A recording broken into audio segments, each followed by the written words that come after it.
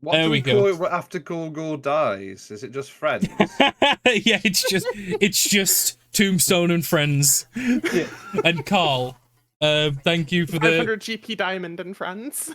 Carl though, thank you for the using your Bezo bucks to subscribe. If you want, you know the list of Steam keys. You let me know if there's anything you want on there. I'll sort you out as a thank you. Ah, fuck my elbow. I'll sort you out. I'll sort you out. Can I have your elbow? No, leave my elbow. You can keep your elbow. That's fine. Ash, Yes. why Yes. did you pin that? Oh, What was that? she's just pinned Uwu Papa Daddy to my chat bar. No, in fairness, Liam's the one who said it. Great. Thanks.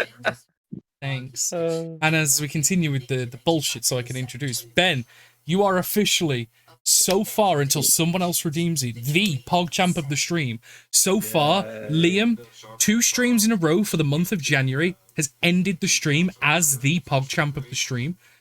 So what you mean is Liam's a sniper. Yeah, no, Liam, anytime literally is. he waits until I start winding the stream down and he'll snipe it because of the cooldown on the redeem.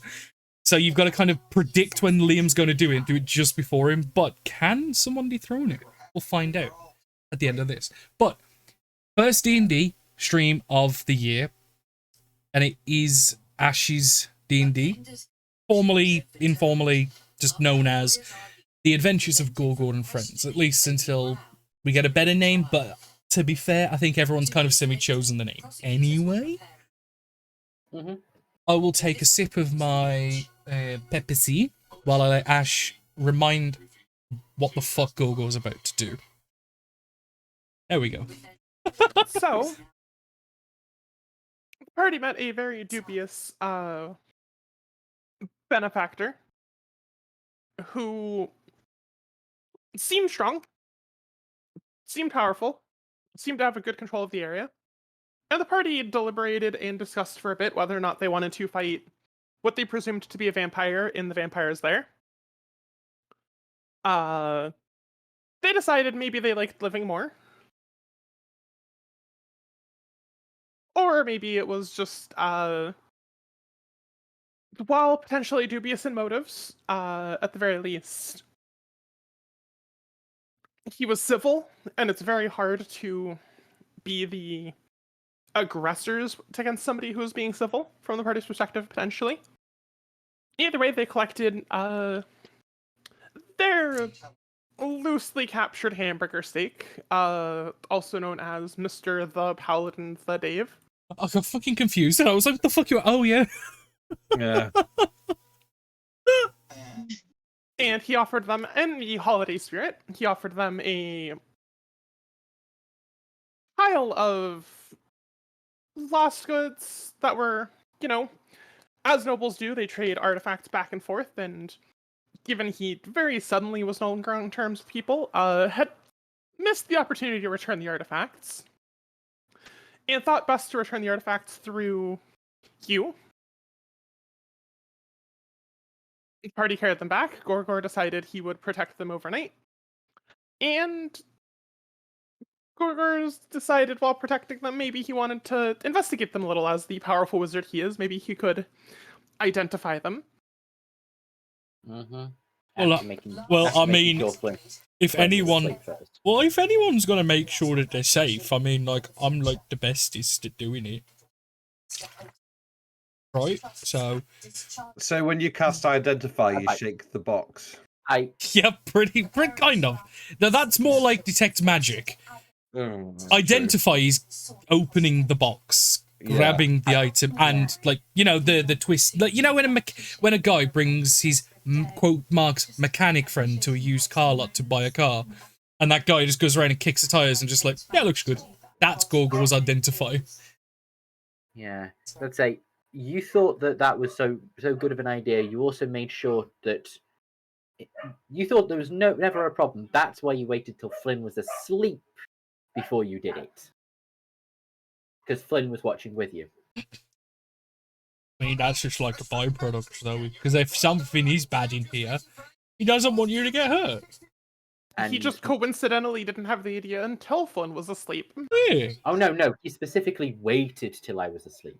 That was even stated. I'm going to fuck you all. It's like, I'm not yes, sure exact words. yeah, it's like, this isn't a bad idea at all. It's perfectly fine. I don't want you to get hurt, so I'll wait till you're asleep, so then you can't defend yourself when I set off the nuke underneath you. No, the nuke is on his back. The cloak of many billowing fashions. That's the real nuke of the campaign. That's when the campaign ends, when the numbers meet. That's nice. It's true. So yes, with all of that happening, But Google will very carefully and try not to like rip the boxes or anything.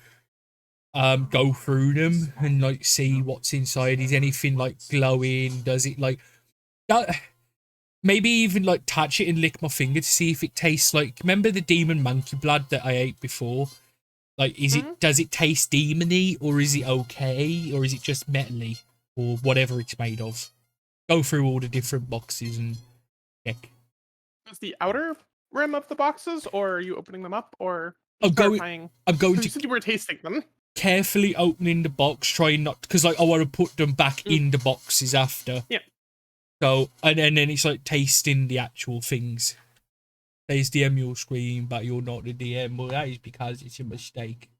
I will fix that.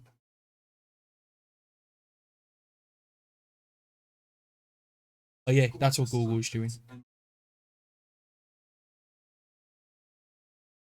Okay, so I'm gonna need. I guess it would still be kind of sleight of hand because it's similar like dexterity that you need. Is this to not like fuck up the boxes? Yeah, let's go sleight of hand into investigation into Arcana. Okay, so sleight of hand first. Yeah, because you're doing a complex process. It's like a mini skill challenge, effectively. Yeah. Like, I wouldn't say it's a. There are points of failure for various objectives. Okay, the Go dice is being a fanny. I'm just gonna click the thing. So, sleight of hand. Ah! That's worse than what I rolled on the real dice. Fuck you. Okay, so sleight of hand into investigation, you said, and then Arcana, wasn't it? Yes. Ah. And now the dice is suddenly rolling. Fuck you. So, that's a 3 on the investigation, and the most important one.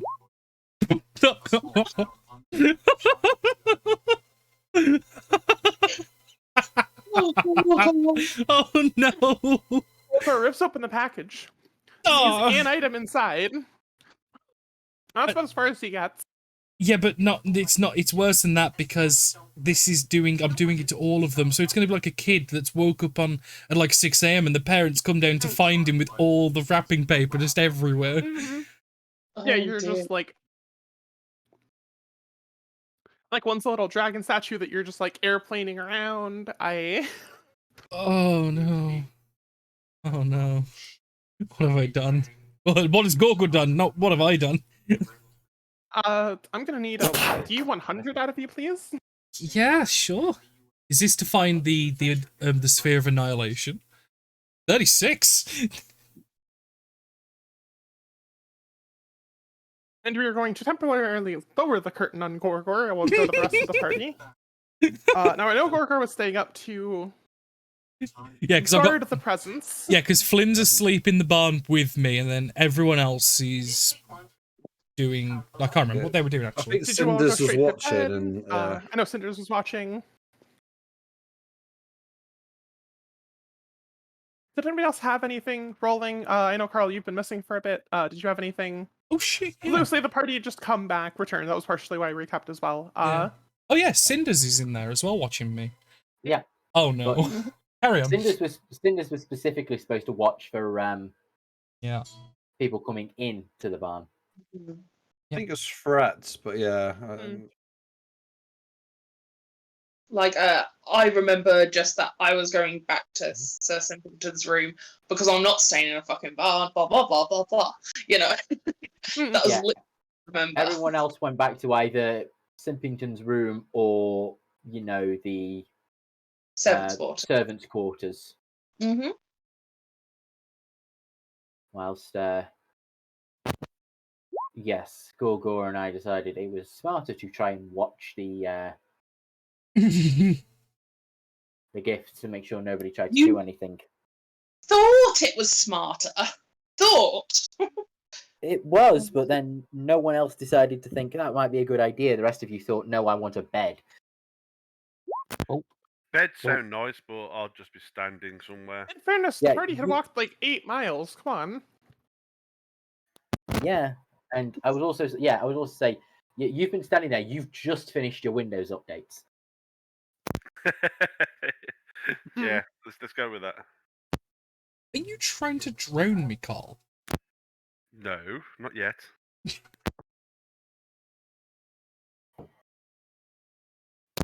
You might need another bottle of pop, though.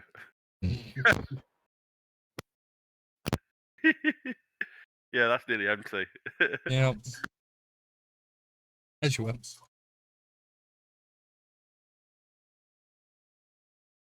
Lovey. Every single individual strand of hair along Cinder's back stands on end to such a severe degree that you yourself feel at the back of your neck, down your spine, just this unsettling tingle in the middle of the night. And as you look around, Cinders is now cuddled up close to you, trying to hide underneath your hat. Oh no. Kind of. Lovey will look towards Cinders, who's trying to get under her hat, which I assume that she's put down and completely sprawled It's just near the bed, but like Cinders is kind of like hid underneath it like a traffic cone and then dragged it to you and just kind of like using it to hide. Oh. Think Toy Story. Oh. I like the idea of this demon cat being so scared it's had to come back to me. Is everything... What's wrong? Cinders? And I'll kind of like lift up the edge of the hat to kind of peer beneath it.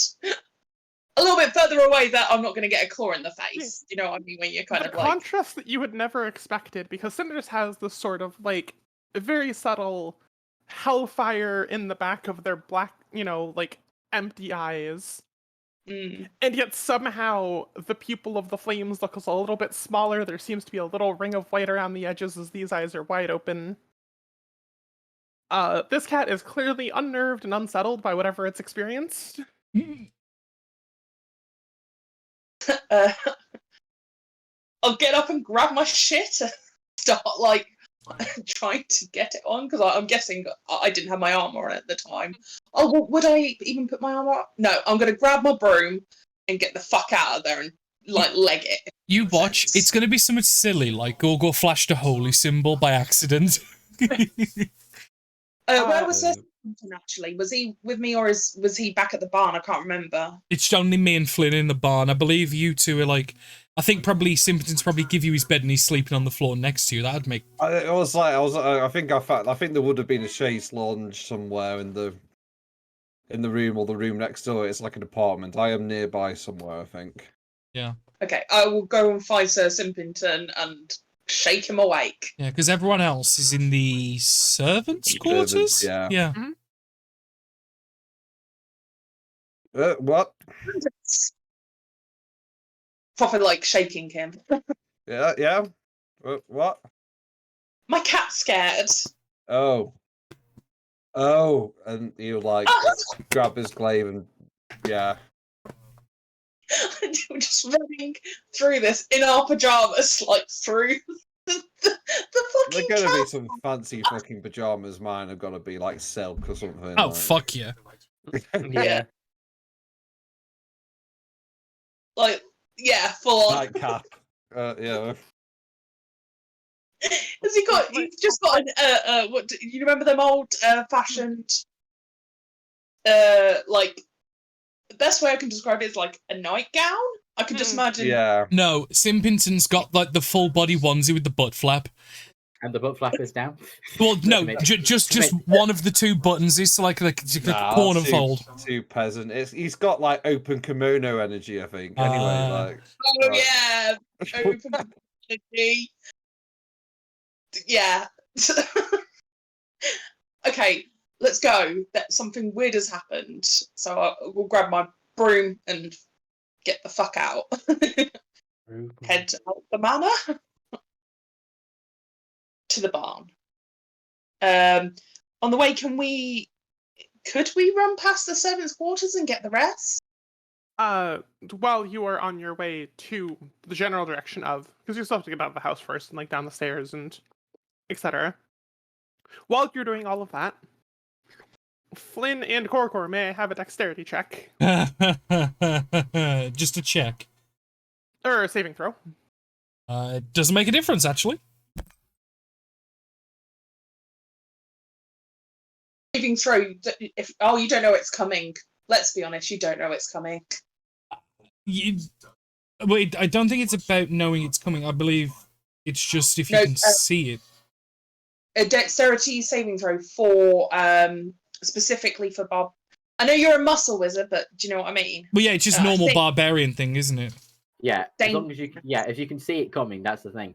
I'm guessing given I was asleep, I'll probably have disadvantage on this save. Check. It's a save. It's a save. Both if you roll it normally as a save. Korkor was. Even without the disadvantage, that is representative of. Hang on, I got to roll for advantage. Oh, lucky, right? Yeah, fair enough. Yeah, never mind. The advantage doesn't make a difference. It didn't come up, but it's a 9 plus 2. Yeah, effects that you can see, such as traps and spells. Yeah, it's as long as I can see it, I don't have to anticipate it. Yeah, I do still stand by for Flynn. That is very representative of. He was asleep. He had no idea what was going on, and just he rolled. He bounced. Something just kind of. Something in him just responded. His body 2 seconds prior decided that like he needed to go. Just like no, his Gorgor sense was tingling. He just knew that Gorgor was up to something. Like every party member now, after like exposure to Gorgor, they've got a sense when he's about to do something stupid. No, this is that means it's failed me because you've already done something stupid. Anyway, what's happening? There. All right, you guys have made your rolls over in the servants' quarters, which is closer to the barn. Obviously, presumably. You hear a loud explosion, splintering of wood.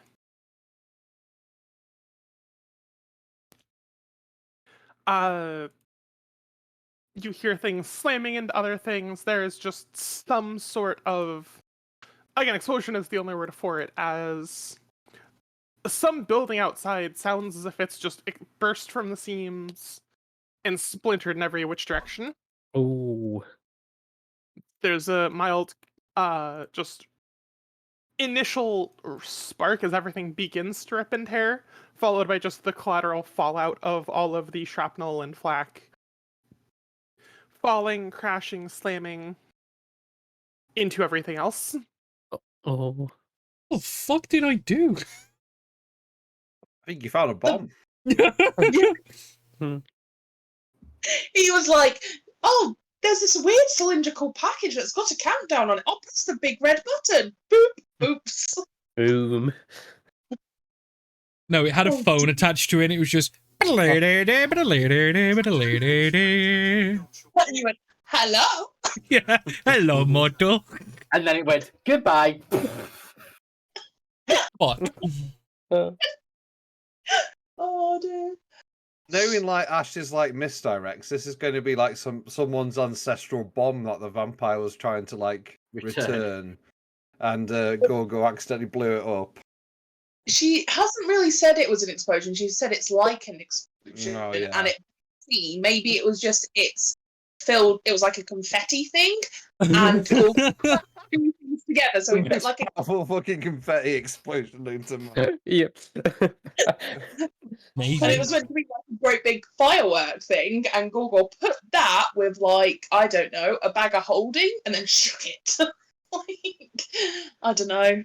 Or maybe you put a bag of holding in another bag of holding, and now we get to find out what actually happened. Well, that's only it's only a 10-foot explosion, though. That's not. This is big. How about we find out what the DM actually Yeah. did? No, Speculating. I'm scared. I don't want her to speak I don't anymore. want- Tough luck. You made this bed. Now we both got to explode in it. Next is Let's Danny do it. rolled 4 dice, followed by 4 dice, followed by 4 Right. dice. Sorry. Okay. May I? Go on. Yep.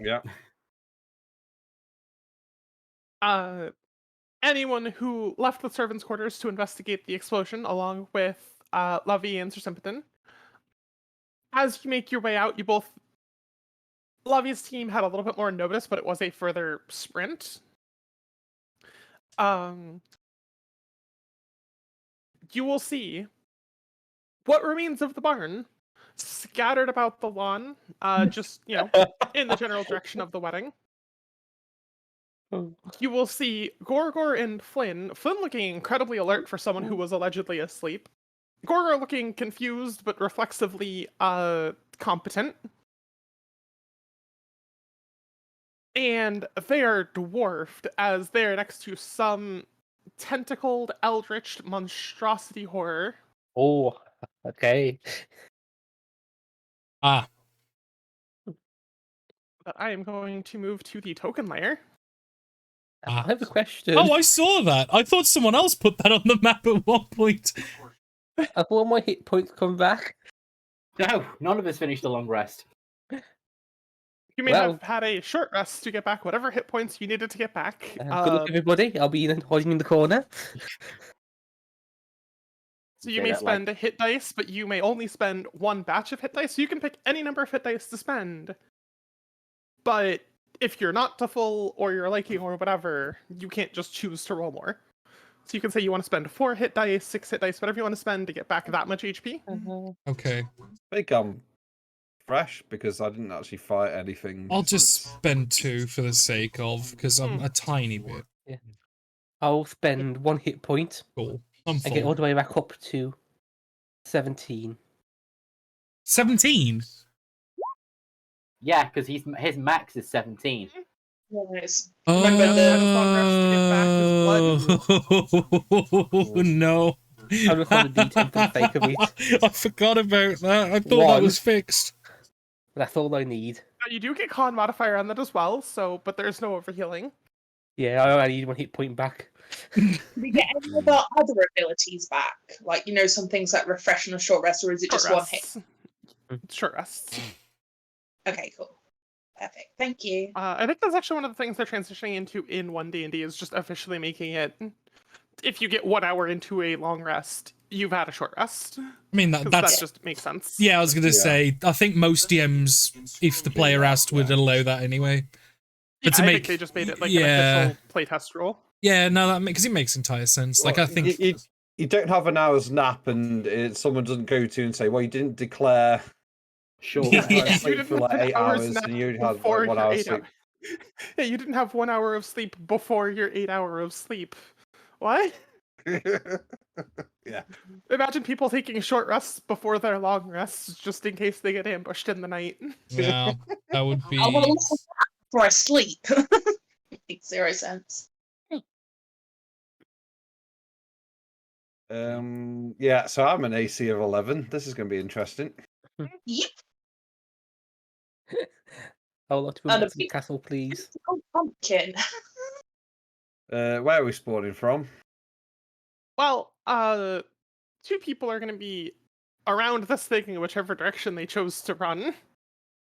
As this thing grew and grew and grew until it simply splintered the building it was within. Ah, Okay, I'm just gonna roll a d8, and that's whichever way I fell Yep. when it exploded. Mm. Top corner. It was not a literal explosion, it was just a very, very rapid growing of the moment Gorgor unwrapped the present and exposed it to the outside. This thing just began to grow and grow and grow, swelling and swelling. ah. Magic Awesome. box, make this pumpkin grow.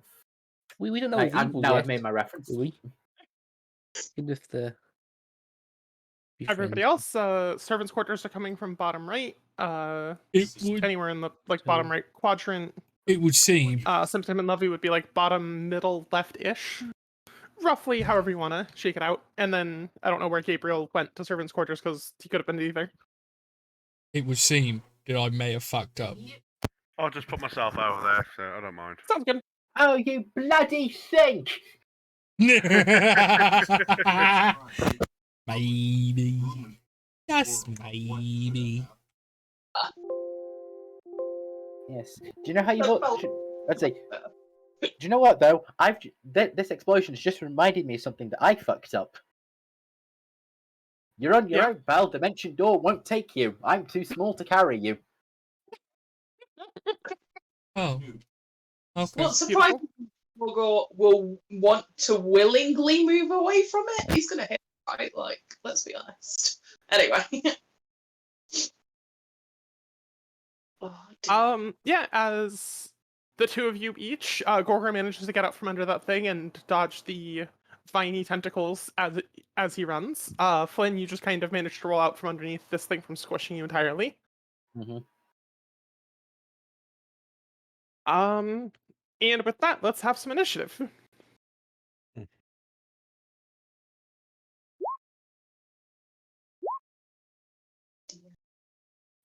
Oh, This thing is going pretty late. I should have. Oh, there you go. so am I. So am I. Fuck. Ellen Dave is 6, Gabriel's 10. Okay, so only missed Gorgor, who I can just add. Oh, it's because I didn't select my token. Hang on. I got you. Okay, cool. Thank you. Right click, add turn, easy peasy. Oh, is it that easy? I didn't realize you could do it like that. In fairness, Gorgor, being caught off guard, at the very least not knowing what this is, does make a good deal of sense while everyone else was running to, prepare. Yeah. You're just like, that toy I was playing with a second ago.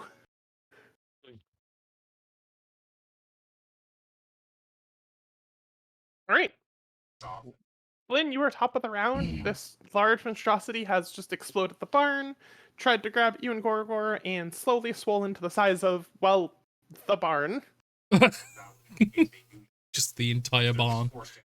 Mm-hmm. Do with that as you will. You were top of the initiative. Uh-huh. I will cast slow upon it. Alright. Yes. No.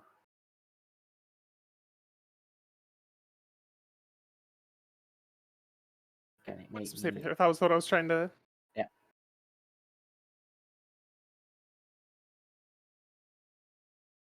21. Bloody hell. Shit.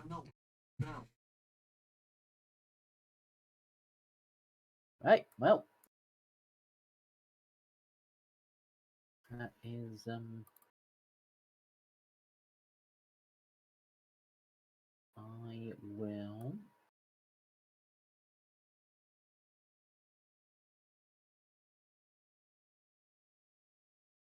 I will say that. I will say that and say, well, you're looking a little peaky, Gogo, so dig in. That's your inspiration. Thanks. And I fully expect you to eat this thing. Uh-oh.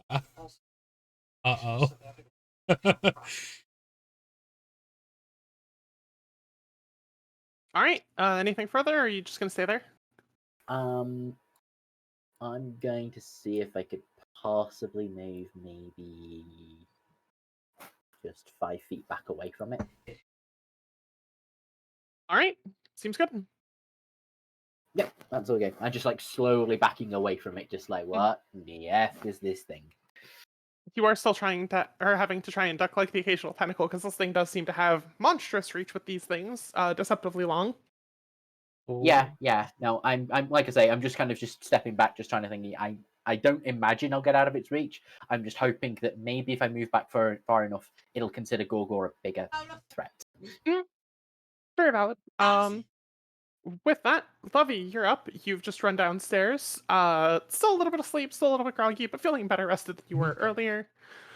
And Good. you see Gorgor face to face with this gigantic pumpkin-esque eldritch monstrosity. Oh, Gibble.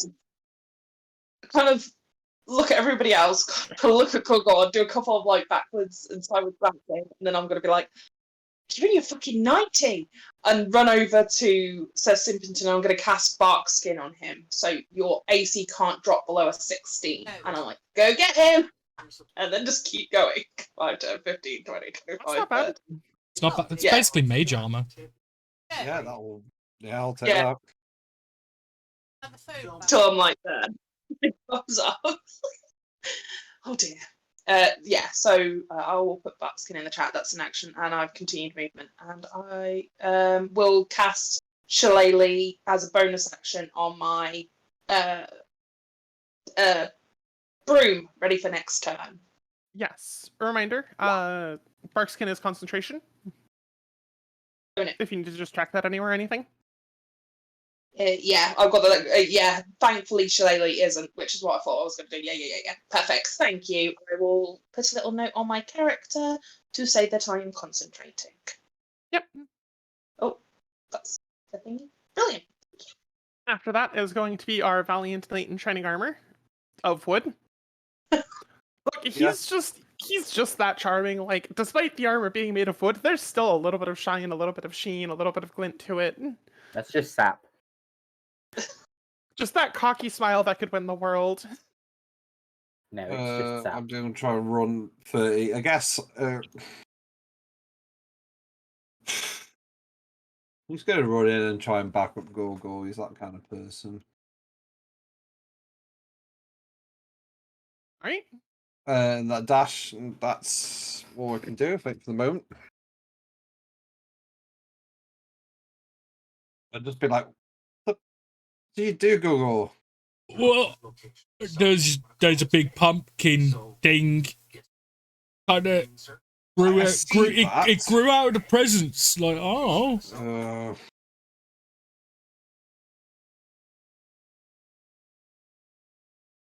we gonna do? You've had, I believe, a dash. Anything further? No, everything's wacky. Yep. Alright, Gabriel, you're up next. Hello. Right, so I'm going to go forward. 30. Wait, I'll get the right thing. There we go. 5, 10, 15, 20, 25, 30. And what's the range of that? 60 feet. Am I 60? Yes, I am. I'm going to cast Mind Sliver at it. Okay.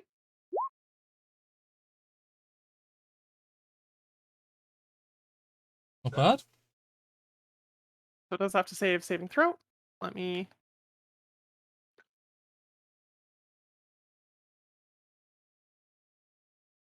Bang on. What do you do to wiggle this mind sliver through? This thing has a twisty, turny, maze-like mind.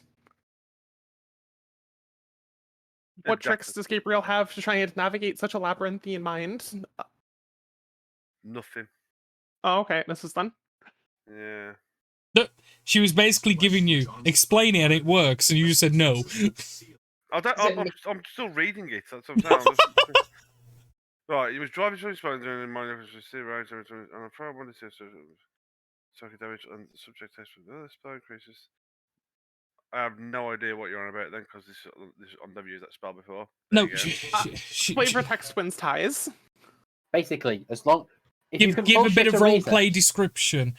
Put a bit of why flavour your to spell it. works, as to why your spell works when it should have Because failed. it's me. I am amazing.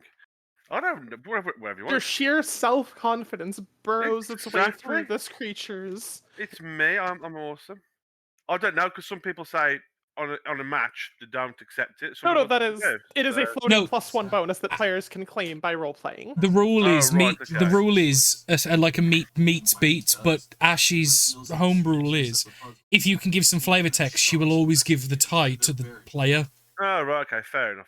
No one But you've got to give a bit of flavour text. No one know that. From now on, I will put flavor. Yeah, no, it's totally fine. Uh, I like to give people the opportunity to roleplay their way through victory. Okay, there you go. No, I know what you want to say. That's fine. But yeah, it's me done then. All right. And the creature does have, I believe, a D4 penalty on its next saving throw that it has to roll. If I remember Minesliver correctly. Yeah, 1d4. Yeah. But at the end of your turn, I'm going to need Constitution saving throws from everyone that is near this thing. How near? Yeah. 30 feet. Ah, man, that means I'm in it then. Okay. well, Yes, shit. that time, because I just checked. And what saving throw? Sorry. Constitution. Gorgor gets a +4, I think, being next to me. Oh, so 24 then. Nice. Gorgor got 24. Yeah, because that's your Yay. charisma modifier, isn't it? Yeah, was it +5? It's one or the other. It's whatever your charisma modifier is. +4. So 24. Fuck you, Liam. That's 3 times I've had the unicorn fucking horn redeemed on me. Mother. People want to give you the horn, Danny. What can I say? You also boost your... Is your full 5 rolled into that? Do you have... No, okay, got it. I have a +6 normally. Yeah, it's just impotence. I wasn't sure what he had proficiency in. Right. All right. Everyone who rolled below a 17 is taking 18 damage. Anyone who rolled above a 17 is taking 9 damage. As the same wilted, withered land that you've seen further out from here seems to seep from this thing. This is the motherfucker! And everything around it in its immediate vicinity seems to just crumple to death, decay, blight. It is necrotic damage if you resist that. 18 damage. Okay. 18 or 9, depending, but yeah. I think I failed, didn't I? So, yeah. Yes, DC 17. Yeah. I also believe that Gabriel does something with necrotic damage, I think. I forget with Warforged. I'm sure there was something. I'm just double checking. I'm just going through. But he just says my defense. No, it's poisons you have. Yeah, That's it's poison. Poisons, disease, and magical sleep. Yeah. Yes. Okay, so necrotic's still good. You still just kind of like rust a little bit. It's unpleasant. Oh, that's fine. I can get some oil out and buff it out. Yes. As your turn ends and that radiates from this thing, it becomes this creature's turn. Uh-oh. It then fires off 2 tentacles, 1 to each person in front of it, for Sir Simpleton and for Gorgor. That's just rude.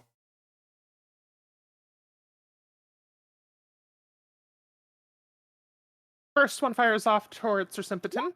Does a 24 hit your AC? Yes. And Gorgor, does a 26 hit your AC?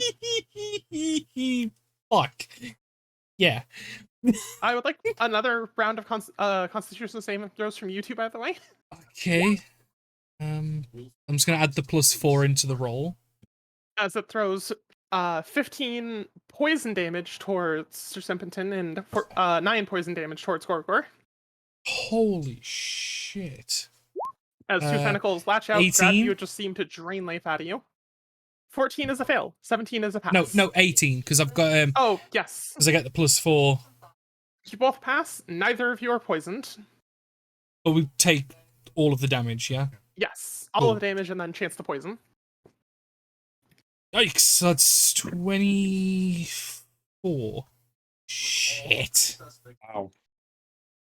Holy shit. That is the creature's entire turn, though. Legendary actions do recharge as it becomes Paladin's Dave turn. I'm going to, as a reaction, Yes. and this is, again, unknowingly to Gorgor, but he's going to use his reaction to use his Warlock spell to cast Hellish Rebuke. But it's kind of like instinctual, he doesn't know he's doing it sort of thing, because that's, remember how we were playing it? Yeah. Yeah. So, he is going to skibbity-da, whee! Ignore that +2 rage. That why is it 0? Oh, I didn't put my DC in, that's why. Cool. You pass these. Yes, he auto passes by existing. It's a DC 14. 21. This thing is rolling like a monster. So he'll take half it of is. 12. All right. And that is fire damage, or Fire, specifically, yeah. If that Alright. makes any difference. it doesn't seem to have much of an impact, though it's hard to tell if it's the source of the fire, given its hellish nature, or simply this creature's bizarre physiology. Yeah, well, kind of like as Gorgo gets hit and, like, the flames just, like, push back, Gorgo kind of just looks at his hands for a second and goes, ah, I didn't cast a spell. Cool. Cool. Ow, fingers are burning. Alan and Dave, what can you do? Can I do a hunter's mark on it first, please? Absolutely. So just pick the damage now, is it when I do my attack?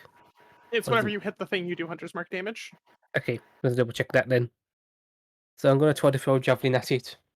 At disadvantage. All right. From where Grab- you're standing? Yep. 13.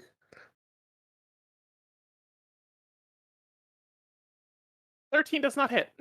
Okay. That's my only javelin, so my turn's over. All right, Gorgo, you're up. Fucking hell, Liam. 2 attacks. But only one javelin. Yep. Oh, you absolute. Okay, sorry. I do To be fair, apologise. you don't need to really convince. Oh, you Liam. Yeah, I'll just quickly answer Demon. Like, yeah, I don't talk, verbally respond to people in chat on D&D just because I don't want to interrupt the flow of the story. That's all. But as it's my turn, I can get away with it now. So, Oh no, I had 5. Oh, too And- late now anyway.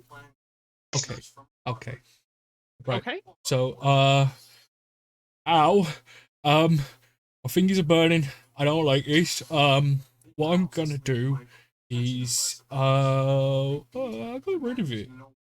No, I got it. So what I'm gonna do is I'm going to cast Gorgo's hand on the thing, and I'm going to punch it. Clicked it. 11. Fuck. Does- 11 does not hit. Close, almost, but not quite. Right. Trying to use Gorgo's other hand upon it. Well, I could.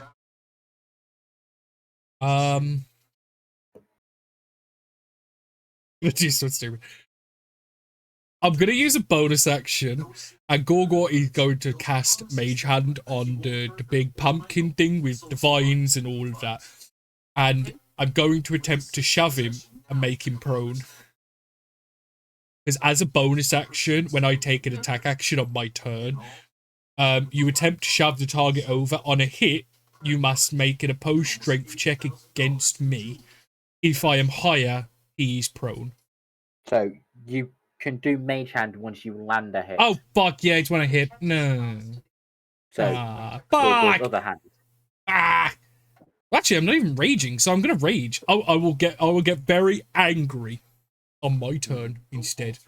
Because, fuck, this thing is big. That is all. You're not Okay. going to try and hit it again? Gorgo's turned into the Incredible Hulk. He's Oh, getting fuck yeah. angry. Like, it's been too long. We have not played D&D for a long time. I blame So- fucking bullshit world and like having holidays. Give me a second, okay? I am going to test. You know what? No, I'm gonna cast Eye Bite. I'm gonna bite him. All right. I'm gonna bite this fucking vine. Fuck. 15. 15 hits. Oh. Okay.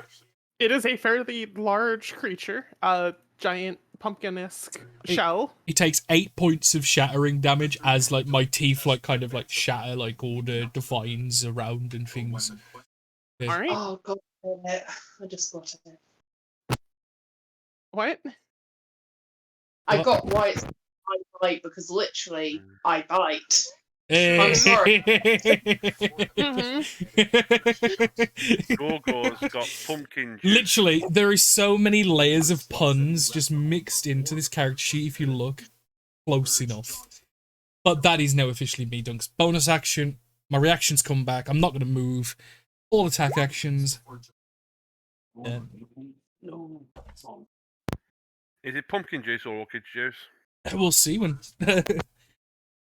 Top of the round, Flintsire. Action disengage. 5, 10, 15, 20, 25.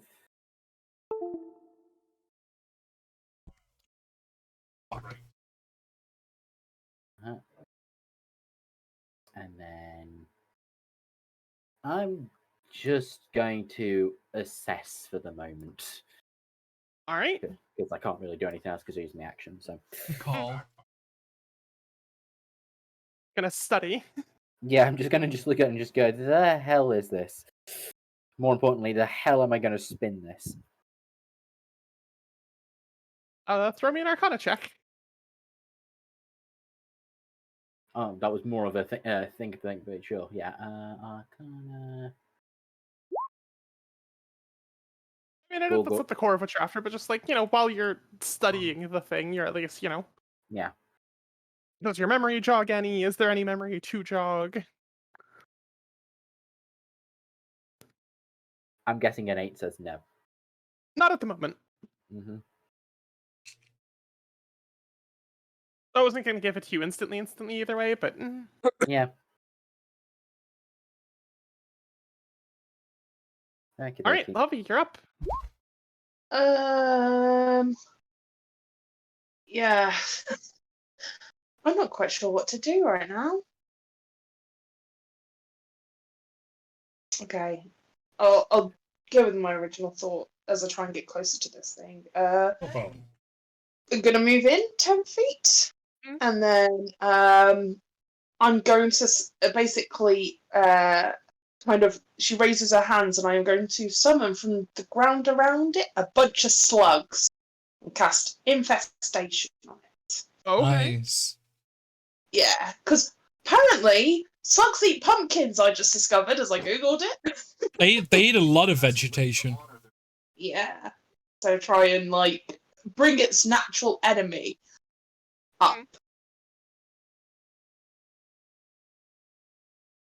So he needs to do a saving throw.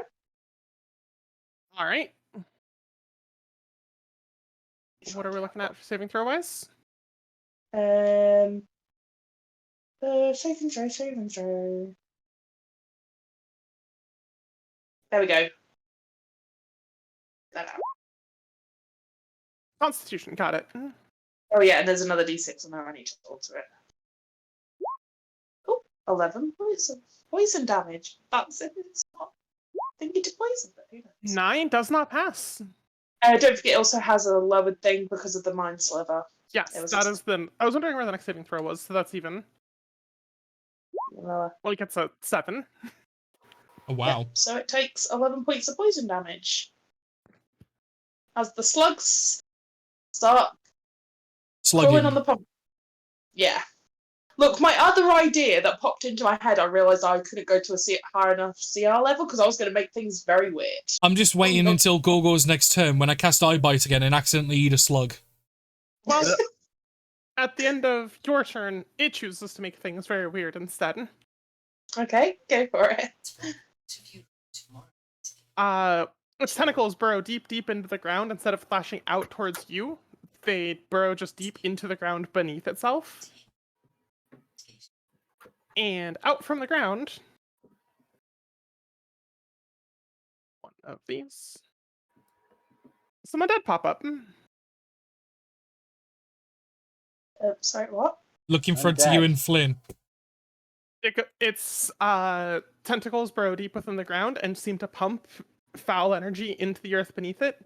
And hands and claws begin to crawl their way up in front of those fighting from afar. And it's And basically 3 ghouls pop up in front of you as it casts Create Undead. basically the Simpingtons had their mana built on an ancient Indian burial ground and you guys didn't know about it and now they've come for revenge. Fuck. We all know this is Danny. You did this to us. Stop ringing up ancient myths. happened because of Gogo. It would have I'm happened okay with it anyway. happen. It would have happened. It was doomed to happen the second we took the presents. Okay. But the thing is, it was doomed to happen after we'd had a full rest, instead of when we were all fucked. Is there filler music happening, or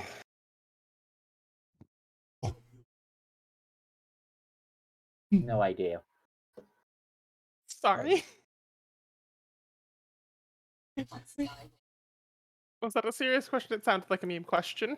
it was a meme question? I was just asking: is Yeah. filler playing like That's that? Yeah. Anyway.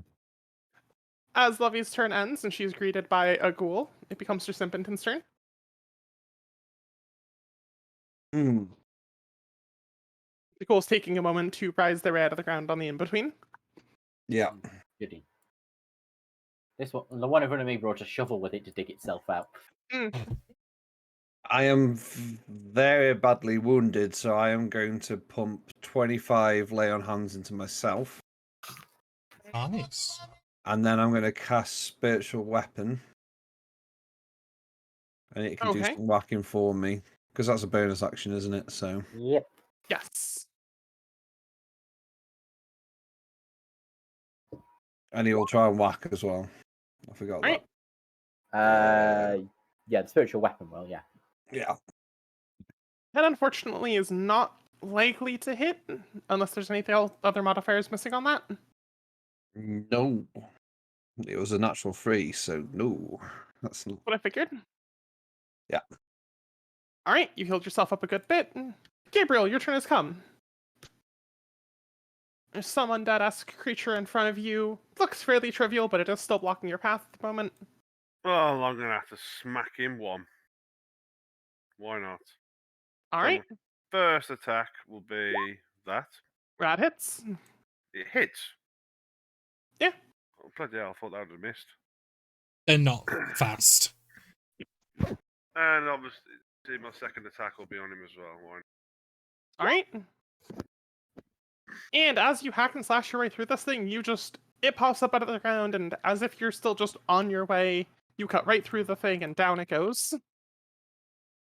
And I will move forward, going 5, 10, 15, 20, 25, 30. And to there. I'm going to go to the other side of him, lads. Try and get advantage. Okay. Alright. Like kill its tentacle things, like because he's patting them in the ground. Yeah, no problem.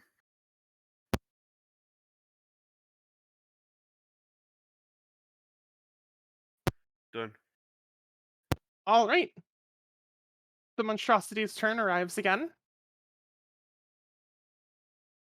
It does seem to pause for a minute as it does its best to command the remaining two ghouls, having each one swing at the target in front of it with its little like shovel, spade, spare bone, club, whatever it has. Trying to bat at Flintsire and then Lovey. With a natural 19 and a natural 4. Ah. Does a 21 hit you, Flintsire? Silver barbs. Alright. Its reroll is a natural 1. No, it does not. It swings at you, you duck the first one, it swings the second time, and its arm just flies off in another direction. It's left trying to find another weapon to hit you with. It's just arm comes off at the elbow. Okay,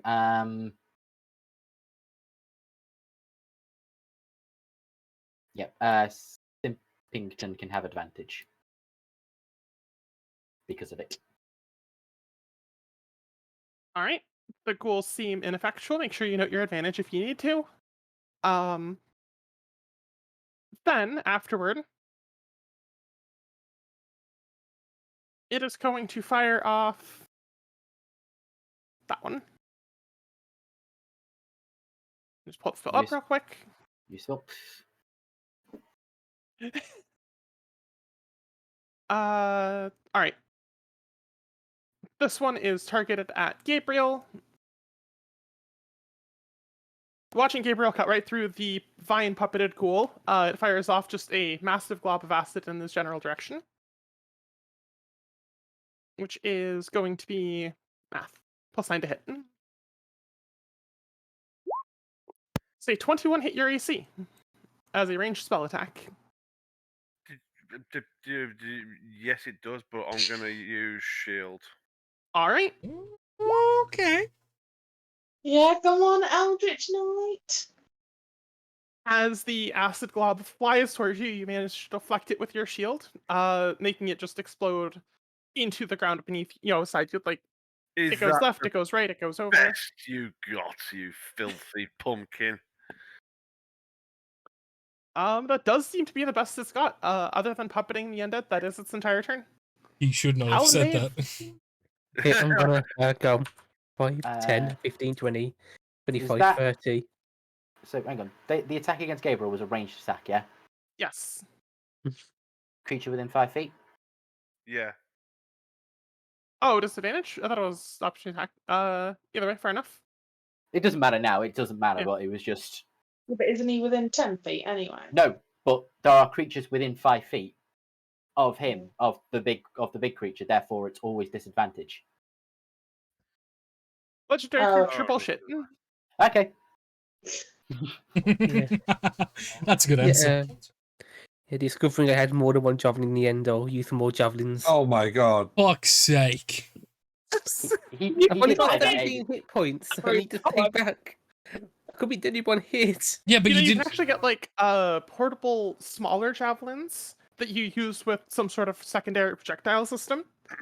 So Never rather heard than of having to it. throw individual javelins. Yeah. Does anyone want to explain to him how bow and arrow works? I knew what you was getting. I assumed. Yeah. Yeah, crossbow's just as good. But Or I mean, both. oh, holy shit! Okay. Right, we need to continue taking the piss out of Liam because apparently he does really well when we do it. Yeah, Liam just powers up when we've ripped the shit out of him. That's 2 20s. Did my Hunter's Mark get the treatment as well? Or...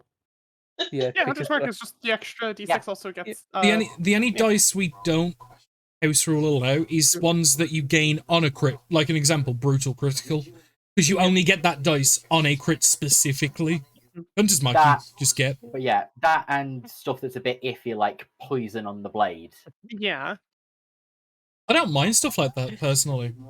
You've shut that one down before, Danny. That's why Have I'm I? saying it. I don't Yes. remember. I don't remember. I don't remember us discussing brutal critical. But either way, Liam, nice. Roll Yeah. max damage. Yep. Then we got the Hunter's Mark damage on top. She'll keep Yeah, you'll be piercing 2. Yep. So another d6. I need to roll here. There we go. Oh, Oh, Okay, so Oh. 16, 22 damage off that javelin. fuck. yeah. Doesn't he get another 6? Sorry. No, Yeah. another 6 as well. Because the actual Hunter's Mark max as well. Oh yeah. That should be Yeah. another 6+ roll. Yeah. Yeah. So that's So, yeah. 12, 22, 28. Roll the 6 and 28 the plus- d6. Yeah. 28 plus roll. Hey. Even when I'm useless, I'm good. Roll one more. No, Right, no, that's- he's already rolled. What's the piercing? No, I thought that piercing critical was. That's correct. Like- That's 6. Because Javelin's only D6. He Yeah. rolled max, so he got a 10 because it's 6 plus 4, so 10, plus another 6 from critting, but then his Hunter's Mark is he rolled a 6 plus another 6. Well, no, So the because he dot- has the piercer feat, I imagine. That's why he has piercing critical damage. That's No, I don't think so. I think that's because the I other think one that's says the way piercing he's done it on damage. D&D Beyond. Yeah, I don't- think that's Oh, ju- I think that's just dodgy D&D Beyond Oh. wording. It's piercing Yeah. damage and piercing critical damage has only a Yeah. thing. because piercer as a feat, when you score a critical hit, you roll 1 extra damage dice. That was why I was. Oh, okay. Yeah, no, I think that's just wording by yeah, the that was thing. forwarding. Got it. Yeah. Got it. I think he's just trying to specify his piercing damage. That's what he's trying to do there. Yes. But can I throw a second javelin now, please? Yes, you can. You do that Come on. again, yes you can. 14. Fuck's sake, Liam. 14 hits. Oh, Yeah, Yes. I believe from what I heard, it was a AC of 12. Or well, I something like believe that. I rolled a 13 and hit it with It's a AC bite. 14. Oh. Yeah, I think there was an attack that missed early on. Yeah. That'll be 11 piercing. It has taken a total of 69 damage so far. Nice. I think Nice. Twitch and YouTube might enjoy knowing that. Funny internet number. Nice. And then, yeah, that's me done. All right. Gorgor, your turn has arrived. This Right. thing has been putting out a lot of scary, spooky skeleton damage. Yeah. Right. Fuck. I mean, I guess if I bite worked, I'm just gonna I bite again. 19 You do bite. Congratulations. takes another 10 points of shattering damage from the eye bite, Mm-hmm. and And then maybe some tearing damage as well. yeah, You chomp, you bite, you rend, you tear. and then I'm gonna attack with Gorgor's hand, and Okay. as I bite into it, I'm going to attempt to as I'm biting Divine, I'm gonna try and pull it off like a chicken wing or something. So 24, 24 does hit. and then another 9 points of damage. Once you guys start hitting, you guys are ripping through this thing, as scary as its damage output is. Yeah, but I try and rip one of its vines off like a chicken leg, Yeah, Gorgor's got a little chicken leg to play around with. and then I'm gonna beat him with it in a minute. Kill him with its own tendrils. But that is, yeah, I'm not gonna waste a cantrip at the minute. So yeah, that is me done.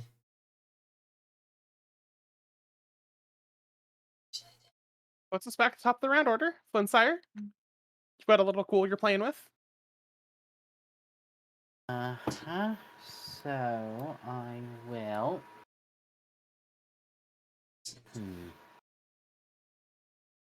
I'm guessing probably by now we've got a bit of an audience gathering in a distance, correct? Yeah, a little bit. It's been slow going. And those who did immediately come, while you guys are on the scene fighting the thing, they saw that, okay, the thing is being fought. We're gonna go evacuate the people that we can. We're gonna go alert the people that we can. It was the 2 night guards who were just like, oh, no, that's outside of our pay grade. We're gonna go ask the Lord what he wants us to do. We're gonna go find other people to do this, and Okay. In that case, we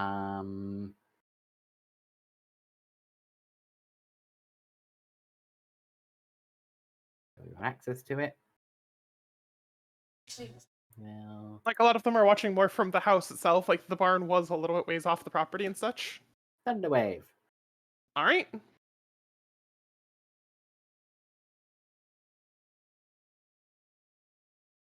Yeah, that's just roll dice. Let me. Constitution saving throw, please.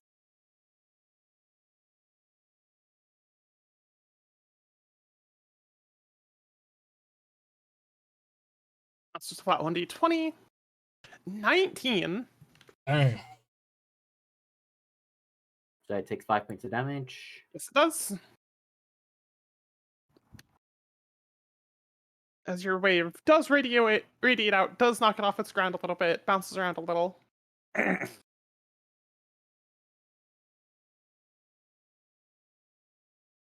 of opportunity, if it so wishes. It does take one. As I try to take that moment to dodge or run.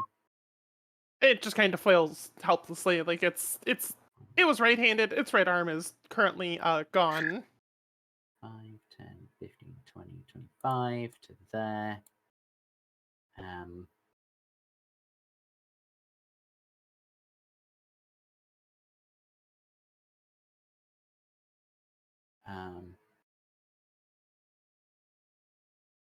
Gabriel, one unholy undead chasing after me. Would you mind killing it? Inspiration. There's a bigger undead to my left. Well, there's still inspiration. You're inspired, damn it.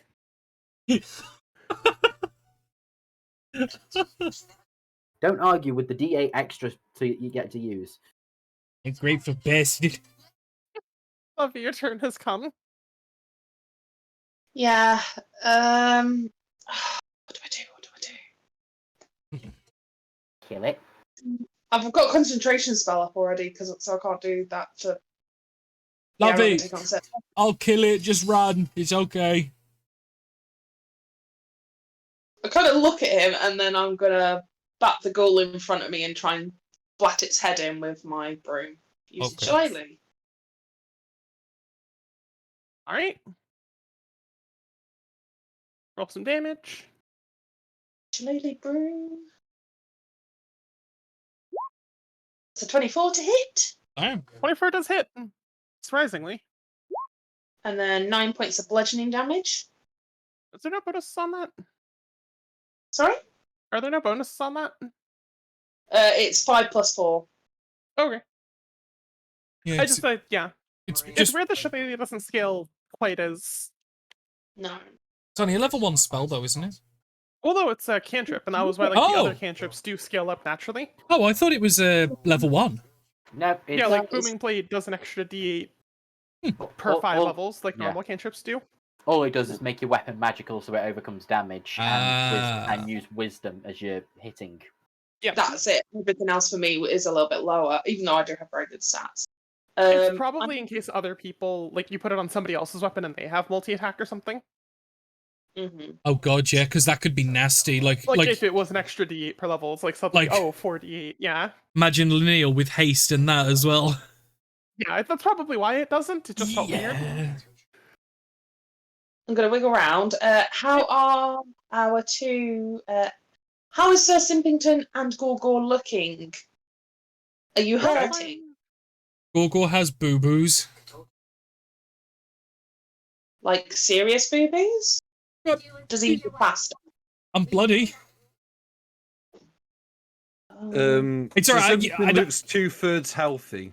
Yeah, I was gonna say I don't like giving exact numbers because it feels meta-y, so You could just say that you're hurting. yeah, no, I'm bloody. Yeah, I would... Simpson looks better. Okay. I will throw a healing word at Gorgor. Just a little one to throw a little top up. Yeah. And you get a +1 on this because of my sickle, which I didn't pick it up. Never mind. Take 8 points of healing. Nice. That ain't bad actually for healing word. That's pretty solid. That's top level. Yeah. Nice. And then Lovey seems to ponder whether she should drop her spell or transform into something, and then is just like, "What the fuck did I do then?" It's my turn. All right. I did not prepare for battle today. All my spells are specifically for charming people. Because I thought we were at a fucking wedding. Well, I mean, you were at a wedding. I mean, yeah, you are rank correct. Oh, Thank God. Why are you Um, blaming me? Blame the vampire and us all for bringing the presents. How dare you all? Sorry. Originally, who We would brought you open them in the morning. All together. Safety in numbers. That doesn't excuse who brought the presents back. You did. You were the one who collected them. I can see an issue here. I do my turn now. Okay with it. I don't know about them. Sorry. Oh, dear. Okay. Ben, take your turn. Yeah, I'll do my turn now. I'm just. Are people watching me, like, from the houses and stuff? Yeah, there's people all over the world. Yeah, they're watching slowly it. congregating. They're trying to watch from as far as they can, and Yeah. some of them He'll are sort of- evacuating and stuff. But Yeah, he'll sort of sweep his hair back and he'll be like, "You did not get an invitation," and then he'll try to do 2 attacks. That's it. Soak it in, buddy. Soak it in. Come on, do that big boy smite. Knock him down. Make your father proud. First one's a 20. that's it. Yeah, let's do DiMaggio. You have advantage on this attack. Yes. Oh, I'll Fish. yeah.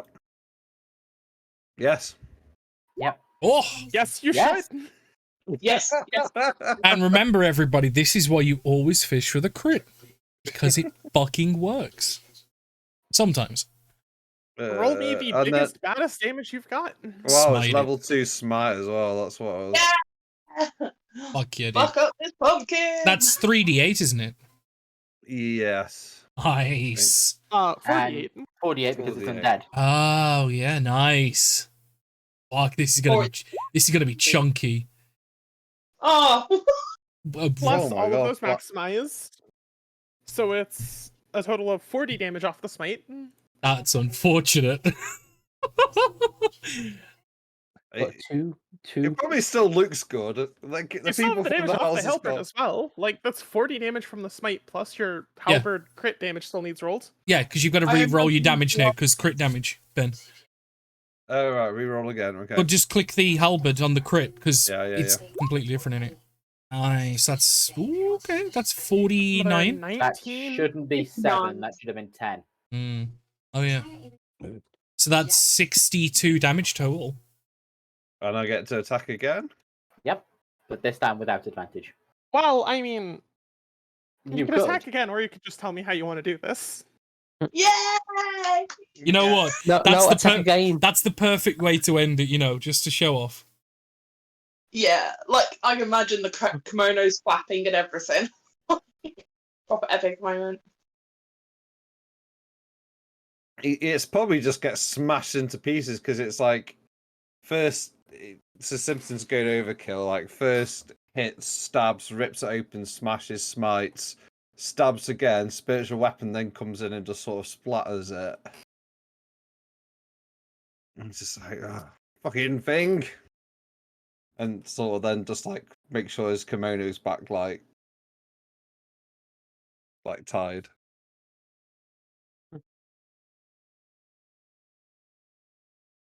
Got All another right. zombie, yeah. Down it goes. And as it goes down, the two ghouls that were animated by its vines also do. They take a second, like, they just kind of have a delayed reaction to them. But they do eventually just crumple as well as they no longer have life force being pumped into them.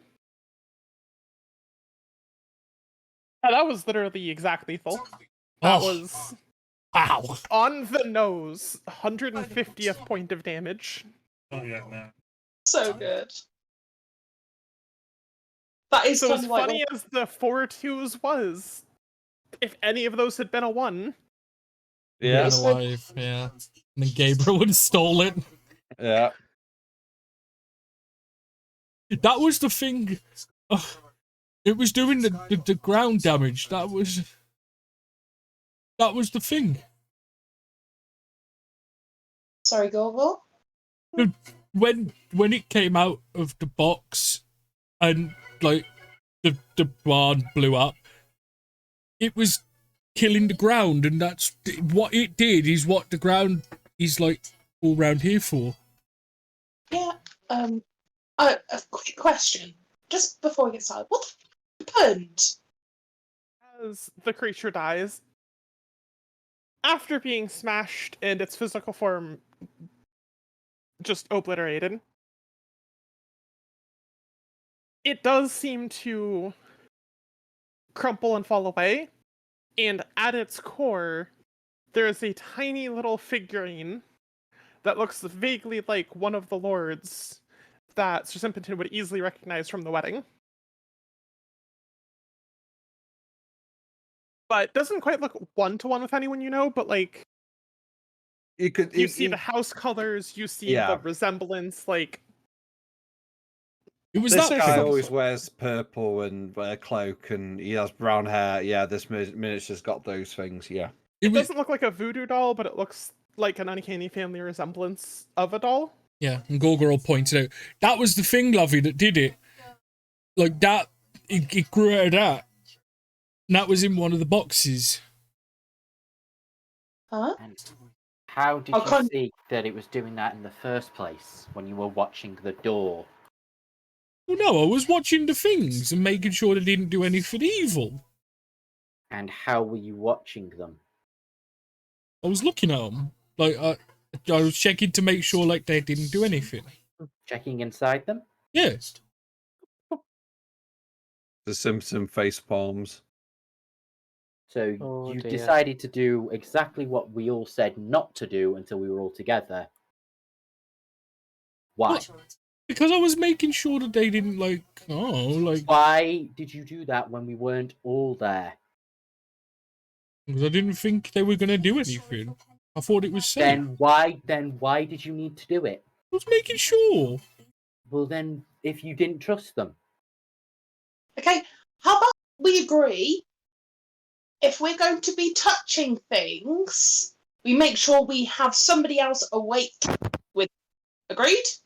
Rather than having the discussion for 25 minutes about why someone did something, how about we just agree not to do it again? Deal? Yeah. As you guys are arguing in the midst of the courtyard, because remember that fight was like a 30-second fight tops. Like that was just lightning fast boss fight. More people are starting to wake up. There's gossip. It's one of those things where everyone's whispering, but there's so much whispering that it's deafeningly loud. Mm-hmm.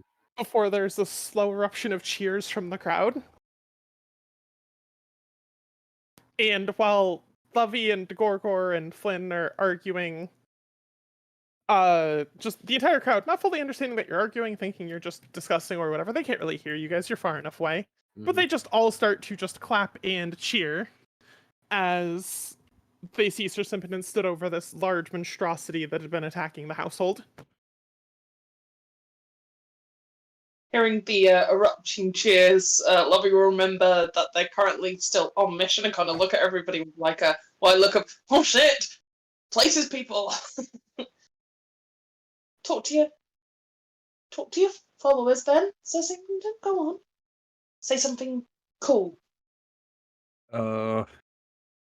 don't try and think of something cool. Just It's just like, it's okay, you're safe. We've killed it, and he'll just hold up his glaive. I kind of get the Werewolf. gist of what you're saying paired with the body language, and they just cheer even harder.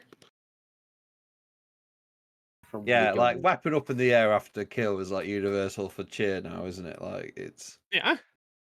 They're like, he said something, we're gonna just hope it was smart. I don't know, in the history books, we'll say it was something smart. Someone will make something up and then you get put into print. Yep. Hi, I'm the someone. Hi, someone. I'm Paladin Dave. oh god, right. Right, so we get people informed as to what this was, and get them Guys, somewhere safe. where's the barn? The thing that you released was too big to fit inside the barn, so the barn went boom. Oh, that's what the noise was. Are the presents? Squid. Where are the rest of the presents? Most of them are still at least like half wrapped. There's a couple that are still opened and just sat there, seemingly innocuously. But the presents are still present. Okay. Right. While the containers for some of them does look damaged as well. None of the contents seem damaged. Is there another abandoned barn? No. The tent. I see a tent. The wedding That's the wedding. tent. Yeah. Put in the wedding tent. You'll be fine. Whilst all this is going on, I'm just turning back to everything. Okay, for the sake of all of us not getting in trouble, this happened without anyone's provocation. It just happened. That's why we were on hand to protect it. Got it? Agreed. Okay. Yeah. We should look at moving these presents to somewhere secure, really. Mm-hmm. We should probably also, inform your family to make sure that they understand what's going on. I'm Yeah, sure can I they will stand be with- here in moments. Yeah, can I try and scan the crowd to see if I spot any like parting or anything, like someone's coming through it to head forwards towards us, like his family? Yeah, at the charge is Simpleton's father, followed closely by Chaddington. Jade. Yeah, I know. I had to get you to correct. I wanted to just hand you that.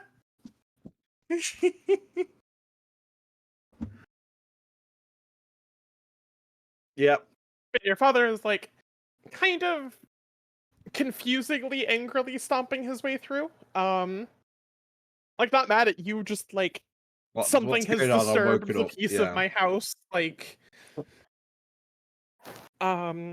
And he's kind of breathing incredibly, so like he looks like he's kind of crossed that something has happened and you're at the center of it, but also apparently looks like it went well, so he's just like frustrated in general. He just kind of comes through beaming, smiling, pats you on the shoulder a bit.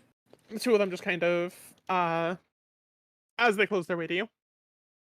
So what's happening? What's going on? Why is everyone up in the middle of the night? What was that explosion? Have you guys done anything to disturb the guests? It looks like they're cheering. We What turn is back that to the monstrosity? Yeah. The items we put in the barn that I did tell you about, we had a watch on, and one of them produced this monster. They all clearly, we now know it was a trap. I believe you said it was aimed for one. It seemed to be. Yes, it looks floor. like Gorgo Sir points. Steve. Gorgo points at the idol in the middle of the pumpkin, purposely not talking as Simpington told him not to in front of his dad. That's.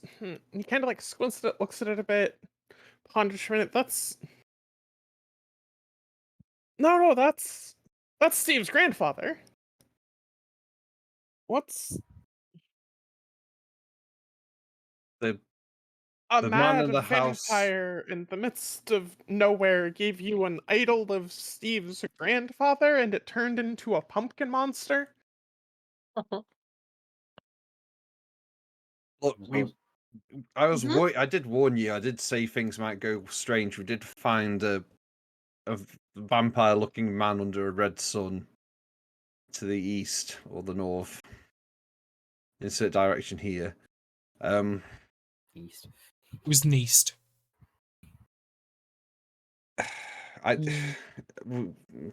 at least we secured it. Everyone's safe, and we now know for certain that this individual means people harm.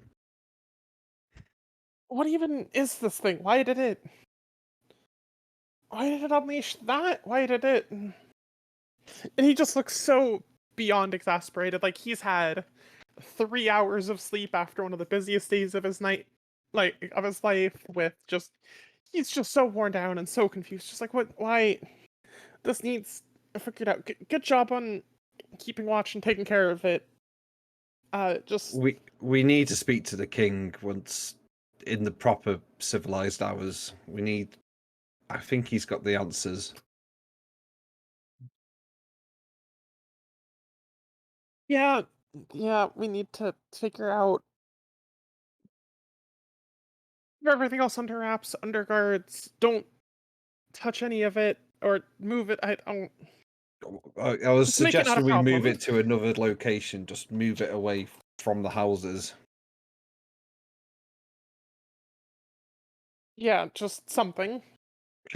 Do something. He's so drained. He's so fatigued. He's trying to just keep everything under control because that is kind of like the whole point of his existence is just keep things moving smoothly. But he's trying. So Simpleton will like organize servants, get like a wagon, Yeah. load all the presents onto a wagon, and take it like somewhere away, like a 500 meters away from everything.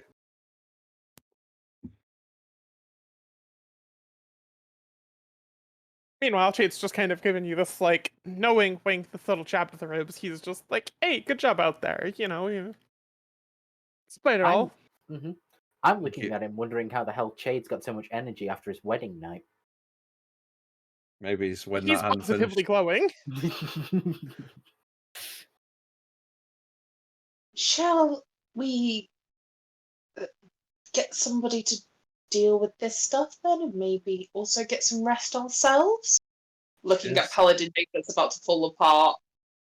Yeah. In terms of who you are. Sleep, Absolutely. please. So And we all retire to our chamber.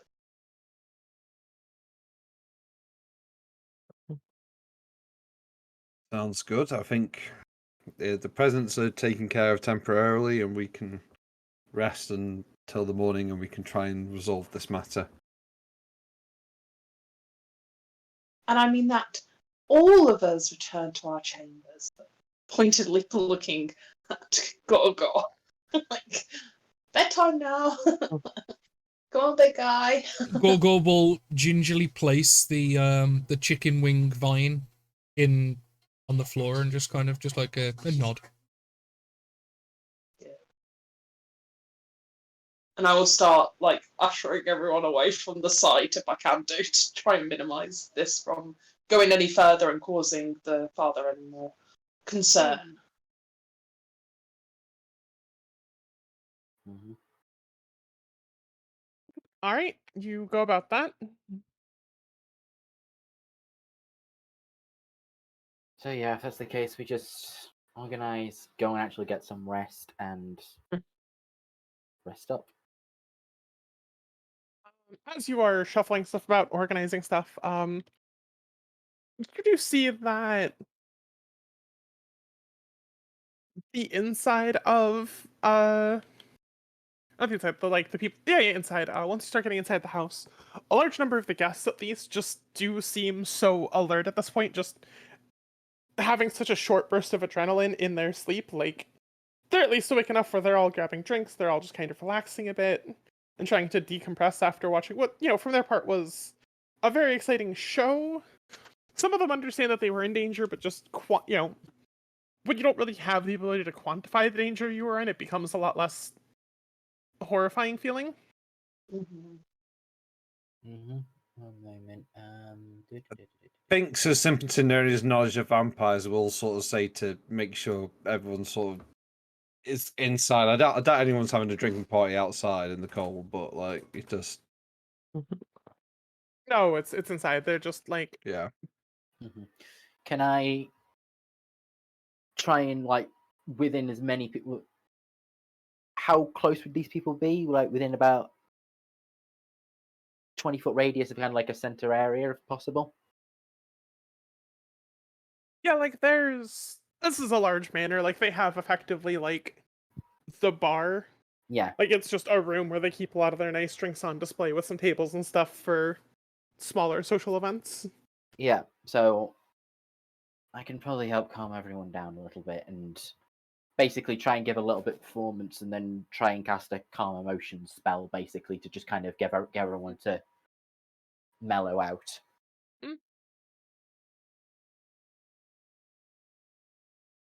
All maybe right.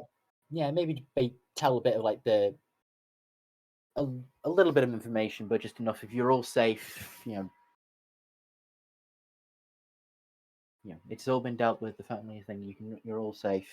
Please enjoy your drinks and make your way back to your rooms. Very much sounding like I'm one of the staff anyway, just trying to help get everyone. So yeah, I will spend a calm emotions.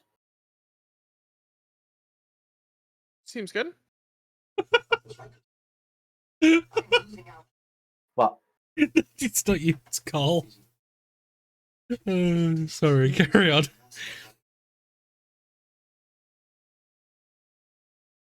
Yeah, so just trying to use calm emotions to get everyone to wind down quicker and just get off to bed.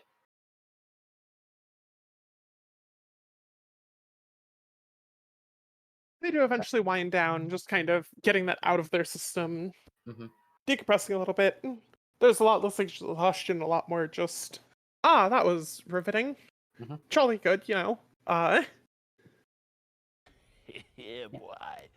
Fully aware, just trying to help take the edge off, make sure everybody's able to go bed quicker, and then we can do the same.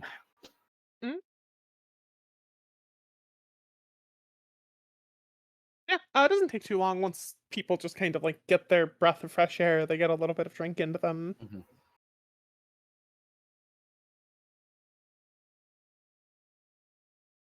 And off to bed everybody goes. Yeah. Is it too early to call this day drinking? It's the middle of the night, Liam. Oh yes, okay. it's like 2 a.m. I think I wasn't sure if it was 2 a.m. or closer to 6 a.m. That was the problem. Ah, right. Oh, was you trying to figure out what point is it considered day drinking? Yeah. I would say when more people are awake in the area than you. Which actually, that is a good point. A lot of people are awake on that logic. Yes, I guess. If you want to call it day drinking. I don't think believe- like so. Simpson's had like a couple shots of whiskey after, and he's just sort of like, you need to go to bed. Like today is still the day you like were drained of blood and captured, and you need to go to bed.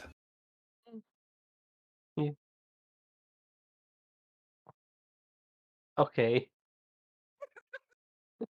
I found myself to feel like Baymax from Big Hero 6, like his batteries had run out. Oh, when you act drunk, because you. Yeah. Yeah.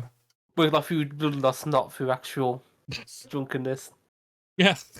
Drop him off at the servants' quarter. Make sure he's tucked in. Yeah, I probably would. I'd probably get him like another bit of spirits in the glass, or like sort of like, come on, and just sort of.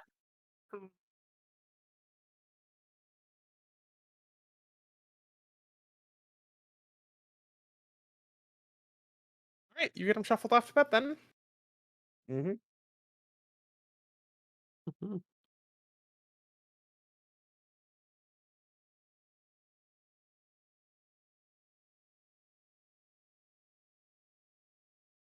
We all You all go to sleep. You all rest. I like how there was a break just left just in case. What was the duration of the rest, DM? or is something else happening?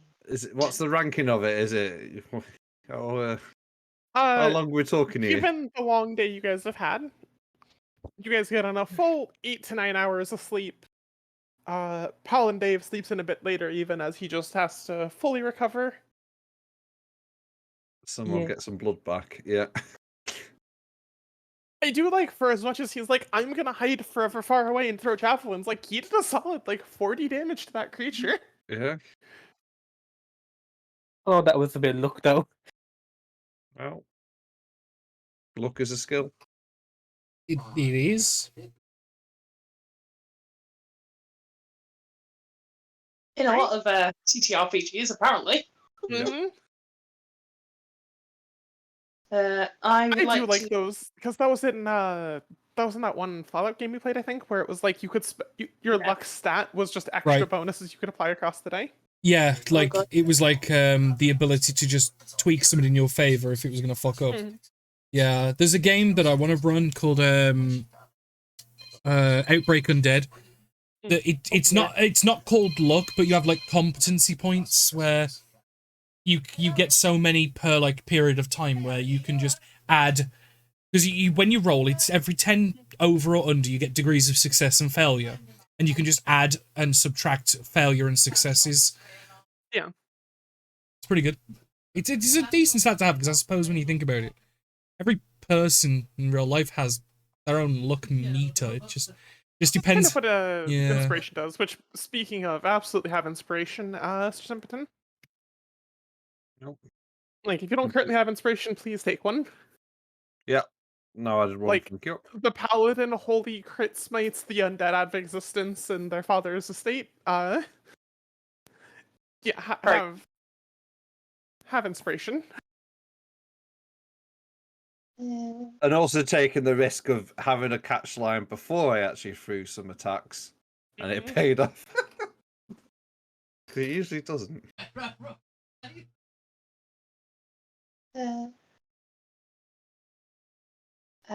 I guess in the morning, can I open the windows and commune with nature for a minute so I can change my spells? Because apparently we keep on getting into danger. This is a thing. You may absolutely change your spells. Thank you. If you need to, of course. No obligation, no, No, I get it completely. I imagine like she opens the windows and and goes about it being very Disney princess-esque. She's wearing a big gown in a castle. Well, a manor, but you get what I mean. And then I'll wake up Sir Simpleton and be like, so, well done you. You've got to feel proud about that, right? What you did? I guess so. I mean, it just vibes in the family are weird at the moment, and I don't know, like if my father is going to think I staged it to think I was trying to shit off. I don't know. Things are trying to explain to someone who's just lived in the countryside all their lives about an ancient vampire man who's got gifts that turn into pumpkins. As he said himself, it sounds absolutely bizarre. And I hope then when we speak to the king, he will actually vindicate us somewhat. And then I hope then, yes, I think it should all go well, hopefully. I thought about this a lot when I was drinking whiskey last To night. jump in, Twitch is currently down. It went down. It's come back again for me. You have Yeah, to restart, do you? yeah. Reload it. He'd had like a quick cutout. It is back though, as far as I'm aware. Yeah, I was able to watch the stream, but it logged me out. So Yeah. So I think what your internet issues quote marks were, Ash, was Twitch being. well, no, I have like So I checked my provider. My provider has outage issues. Oh, okay. Yeah. Well, Like well, Twitch can have unrelated ones. It could just be like a note or something. But yeah. It's okay though. The stream is okay, but yeah. Yep. Oh yeah, both have outage reports. It's probably a third-party node. Because like it could be Twitch is like west of me or something, you know? Right. Like, Yeah. because they don't For control me, every node in the chain. It could just be like a generic, like the northeastern node is down or something. Yeah.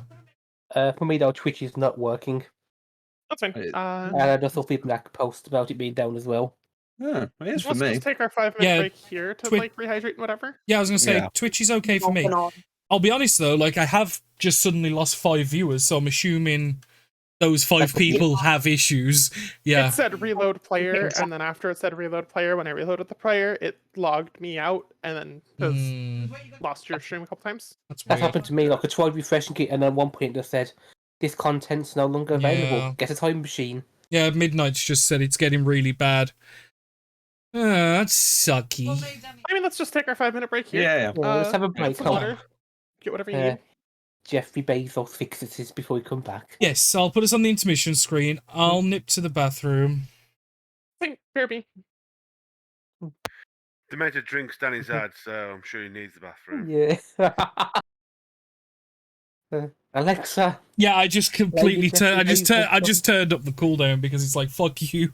But save your points, Carl, because don't forget I'm getting close to that giveaway point now. No, if you save enough points, you can make Daddy tweet something as well now. I deleted it. Oh, shit, I yeah. changed my mind. Oh, I changed my mind because the more I thought about it, it's like the wrong person uses that. That could be really bad. He could have put within reason or something. Well, I like, did. you I know. did yeah. actually. I did Yeah, actually. Liam. I did actually put like I can just flat out refuse if I don't. Like, if I if you think don't it's like bad. it, just refuse the points type thing. Yeah. But no, I did delete it. But no, save your channel points because it's channel points to enter. It's gonna be. I'm gonna use those to enter the giveaway. People are tweeting about it. Okay. Yeah, I just got on down detector like in the last 5 minutes. It's gone from about 0 to 330. Yeah, and it's unmodded. Everybody's. It's like Stream Labs. No, Nightbot. Sorry. Ban hammered Stream Elements because it unmodded Stream Elements, and Adam's now not showing. No one's showing any of their badges. I had to remod Stream Elements, but when I actually went and checked, everyone's still modded and okay. Fight for mods. Fight for mods. Well, no, because what it was, Stream Elements did its like the sponsor post because it has a link in it, and then Nightbot just went, "What the fuck you think you're doing, twat?" Smack. But I'll be back in a second. Hopefully, it fixes itself out very soon. Just give me a second. I'm just gonna Get do out it. of my chat.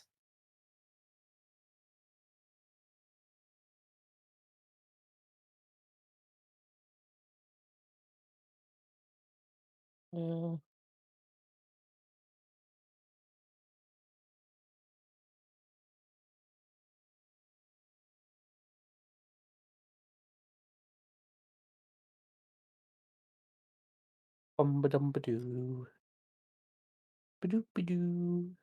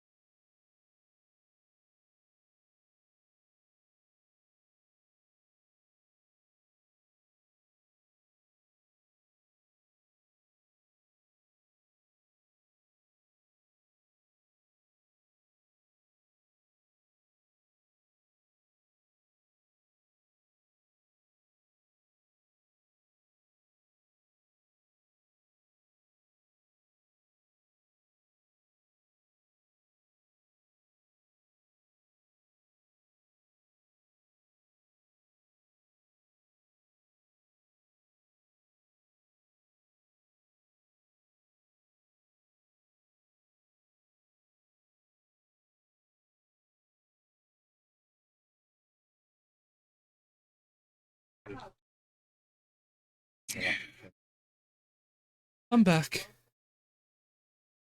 I'm panicking. Don't panic. No, I am, because I'm going to lose my job. Who's losing their job? God. I was get some of the memes from Twitch being down. Oh, okay. People are at it already. Yeah, I can imagine. But then luckily, like I said, my stream hasn't fully shut down. It's just very clear that it's affected 5 people. Because I had 13 viewers in, and I've gone down to 8, which, I'll be honest, 13 is the most viewers I've had for a long fucking time. Yeah. Without being raided. So you know what? I appreciate everyone that's here. Hi, how A you lot of people doing? have the same issue that I had, In the back. where if I refresh, Welcome back. like the stream stopped to try to refresh the page, just come up, this content is no longer available. Yeah, that's weird. Yeah, it's back to good land. Yeah. There we'll keep going because we'll solve the VOD anyway. But Oh yeah, we can still go. yeah. If anyone like gets fucked up, there's always YouTube to fix the little 10 minutes in between. Yeah. No, I appreciate it, Midnight. Like I said, because I don't know if you guys have seen, but we went up to 13 viewers before Twitch had its fanny attack. Which, like I said, without being raided, it's the highest I've been for like 6 months, when I used to average like I used to peak at like 18, 19 people. We're at 9. Oh. Fuck yeah. Stonks.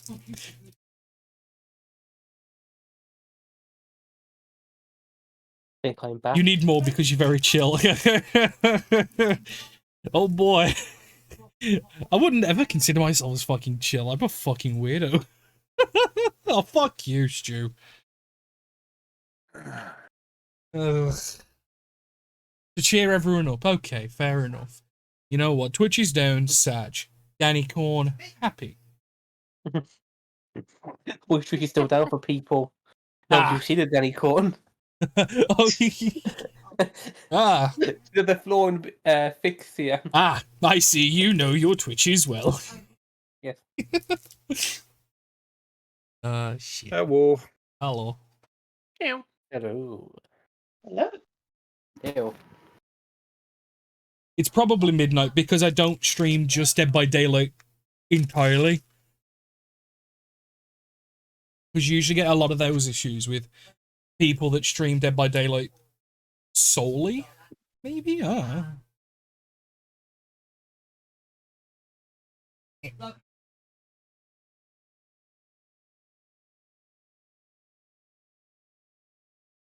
Is everybody back, or are we waiting on anyone? I'm back. If you're not back, speak up now. I never left. Good job. Oh. Things just might go in it. Okay, seems like we're all good. Is it just Michael we're waiting on? Oh, okay, Michael. No, I had Carl. Oh yeah. Oh, Put there we back go. to us, yeah. Okay, yeah. We're good. Steps And across the scene. sorry, steps across the room to go and get some Tangfast sticks. All right. Everyone is good. But yeah, so you guys have your nice restful date. Going down the peasantry, the nobles, the lake. You awaken the next morning. You commune with nature. Go all Disney princess with your Eldritch Abomination cat. Yep.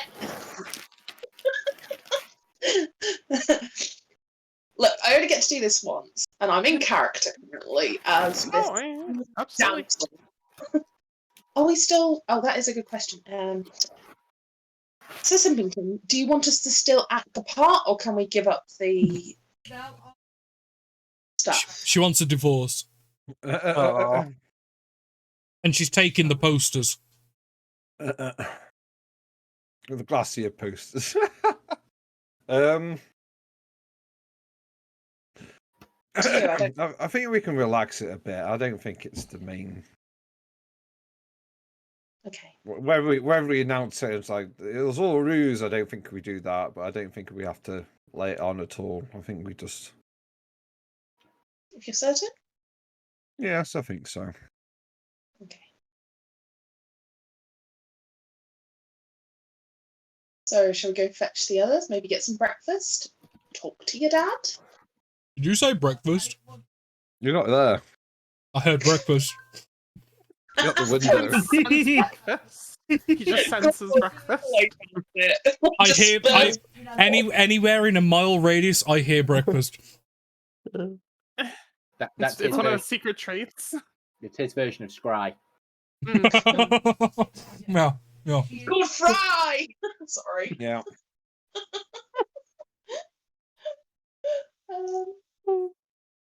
Yeah, Imagine anyone walking near the servants' quarters like, honey, should we get some breakfast? You just say breakfast. You're like, oh shit.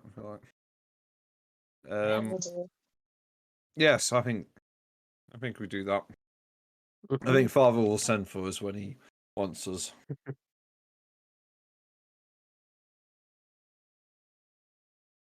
All right, Paladin Davis, little soda, make his way there. Waking up a little bit later. Yeah. Feeling a little bit drained, still a little bit paler, but better. Hey. Feeling. Okay. Great. I don't know why I expected more than one word, but I kind of did for a second. There's food. That's why. It's breakfast. I have to eat.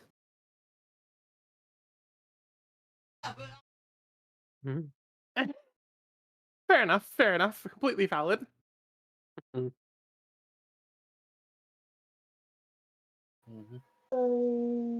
yeah. How are we gonna explain this? Because your dad seemed a little reluctant to believe last night. I think it's persuasive enough for him to ask the king. And the way the master of the manor was talking about it, the king would know. Would be able to corroborate what happened. Mm-hmm. So that's what I'm hoping for. Also, very obvious to your characters, but obvious to the players. For some strange reason, the air about the house smells strangely of pumpkin spice. Uh-huh. Huh. Are Probably they? true of the giant pumpkin outside, but Are they cooking it? It's a lot of food. Demonic mind control food. Food's food if you're hungry. Gabriel, do you eat any of the food? No, I don't need to eat. You don't need to, but You don't need you to always can ood. choose to. I don't need food. I'm fine.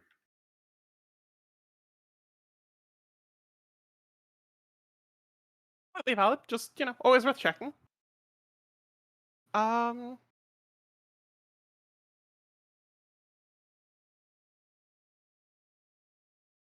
Once you guys have dined and dined, towards the end of your meal, you guys were being tended to anyway by a few, of the workers about the house.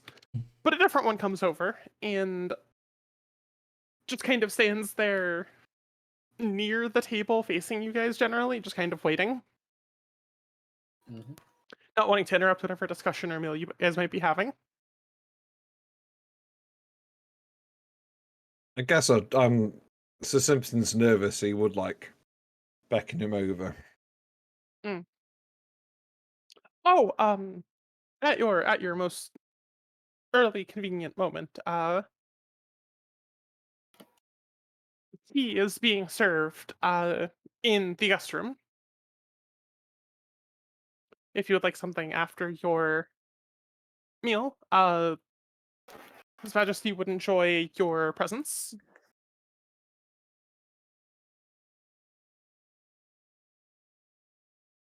Assuming you have no other work you must attend to? No, that sounds very good. Very good, very good. I will prepare the room and let him know. How many of us are invited? Just Well, he didn't clarify. He simply, you are invited. No. We'll take it as if it's saying the message wasn't quite Just clear. no.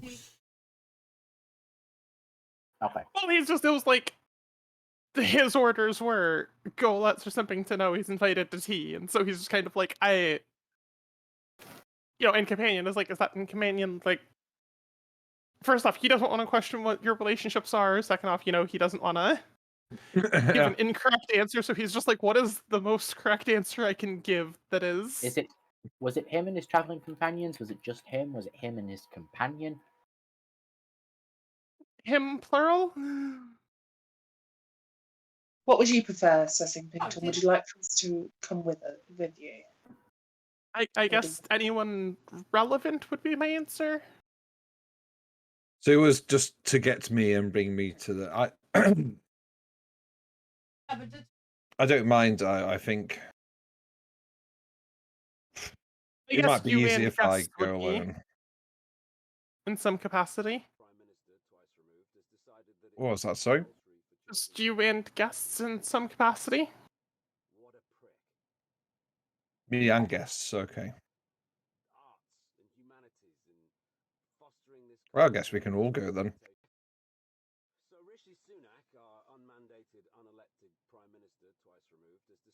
Okay. Well, if we get told, no, not these guys, oh well. Yes. It was lost in translation. Right. Are we all prepared to go and see the king, best behaviours and all that? Behaviours.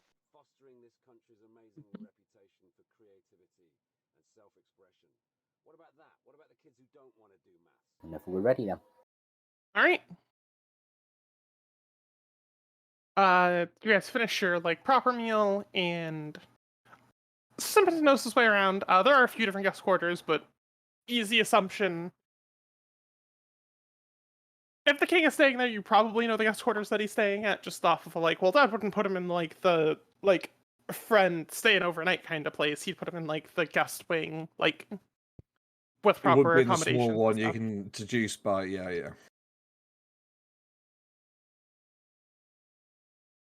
It's not it's not where you would put Paladin Dave on a drunk night over. Yeah. Alright,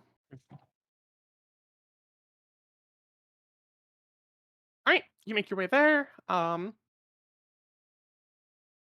as you enter, there's a bit of mild confusion as people continue piling on, but he doesn't seem upset by it. He's just like, oh, welcome again, and further welcome to all of you. Okay, come on in. I'm waiting for someone to say, oh, the servant said we could all come and make this servant fucking panic, but...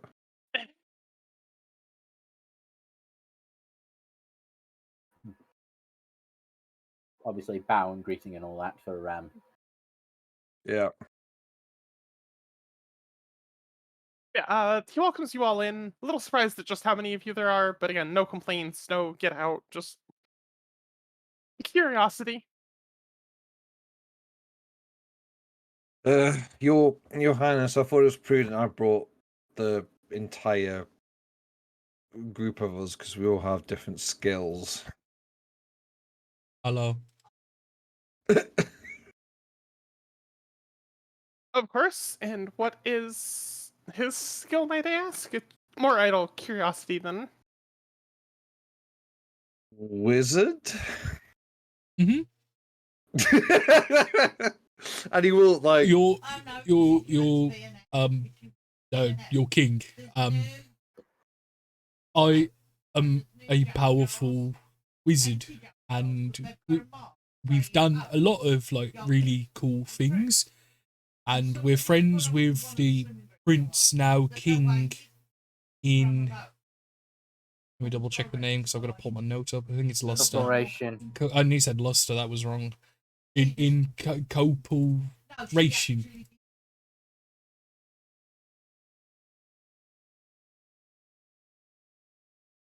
Okay. Well, welcome guests. Now, if you are the knowledgeable one of the group, what would your analysis of last night's events be, perchance? Google's speciality is a primal orcish magic. I'm not. He's not like a traditional wizard in that sense. Oh, very, very fascinating. So you've collected a large variety of unique individuals then. Yeah. Yes. Very uniquely and strangely talented, might I say, from what little I saw from my window last night. Thank you. The crux of the matter is, we believe the lord that ruled these lands before the Simpletons is undead, and he's preparing some kind of evil plan from his former base. He's got some kind of perpetual red sun, undead sun, that allows him to walk about in the day from his mansion. And he gave us these quote-unquote gifts, which we put in a secure location until we could speak to you, because he seemed to think, and I asked him, would you be safe if we came back and attacked him? He said the king would know, and I feel like He said it was prudent to speak to you. he said he was like your godfather or something. Very interesting, interesting. Tell me more about whatever sparked the incident then. The pumpkin, or before how we found him? Start with the monstrosity. It I feel like, appeared. tell me more of. I only saw little bits from my Yes. window. The servants were insistent that I stay safe and far away. It was basically an idol. It came from an idol that looked like the Stevingtons, like the line of Stevingtons. It looked like Sir Steve's grandfather. My father was telling me, and basically it. So I'm just laughing at Danny on stream, laughing at Steve. It's just Sir Steve, yeah. I fucking love it. And my father said that it looked like them, and this man of the manor, this lord of the manor, gave gifts for all the houses, and they seemed to be prepared for all the dynasties, for all the lines, and he wanted us to bring them to each specific dynasty. So I suspect they are gifts or retributions or things like that. You have the broken one then. Assume so. Well, about your personnel, you said you've moved the rest to a secure location, but did you hold on to the broken one, perchance, from last night? We would I have. think, yeah, we would have. Might I have a look? Yeah. I would have wrapped it up. I wouldn't have wanted to touch it, and I'll just hold it out in like a handkerchief. Yeah, put a napkin over it. Yeah. Yeah. He does just unwrap it a little, set it on the table, and look it over closely. Now, he is a master of Orcish Arcana. Do you have any more generalized enchanted items, experts, or anything of that matter amongst your crew? Gogo looks at Lovey. Yeah. That's probably the best we got. Yeah. Looks over. Everyone just looks over. Between Lovey and I'm not myself, sure I'm an arcane kind of person. Sorry? I can try and have a look into it. I'm not. I don't think we have anyone that can magically identify it. Doesn't have to be perfect. It's more just out of curiosity. Just this is a strange object. I can attempt to have a look into it. I would love to hear your opinion on what this is. Oh, I do actually have proficiency with Arcana. Hey! Yeah. It's almost like you should be doing this. Next, I'll let Flimsy have his moment in the spotlight. It's not bad. As noted, it does visually seem to represent some noble vaguely reminiscent of the noble you had seen the night prior. Not one-to-one, but it's not... It is a very canny likeness. It's not like it's crude or inaccurate, it's just of somebody else who looks similar to. Yes. Okay. Yeah. But similar colors, similar style of dress, similar way of wearing the hair even. And on a more magical level, you still see small traces of it. Mm-hmm. And it's hard to pin down exactly what it is at first. But there's seems to be some sort of enchantment about it. But it seems a weird mix of... It seems like some sort of transmutation enchantment. And it's hard to pin down. It's some bastardization of many different types of magic. There's some conjuration in there. There's some there's some conjuration, some enchantment, and some transmutation mixed in there. Multiple layers of enchantments. You can't pin down the individual layers upon this thing, but it seems like it's drawing something in and then doing something with whatever it's drawing in. Or at least that's the remnants of that's what the gears that you see would have done if the thing weren't broken. Mm-hmm. Yes, I give a general explanation as to what that is then. That is to an extent what it is. It's a foul thing. Many of the noble houses, aside from this lands, Mm-hmm. They all commissioned different items, bracelets, necklaces, figurines, whatever fit their fancy, to protect them.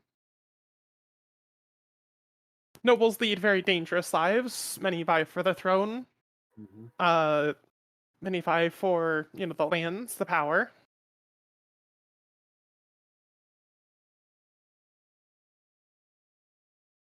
So they created items of power to protect themselves that would simply draw in anything bad directed at them. Oh.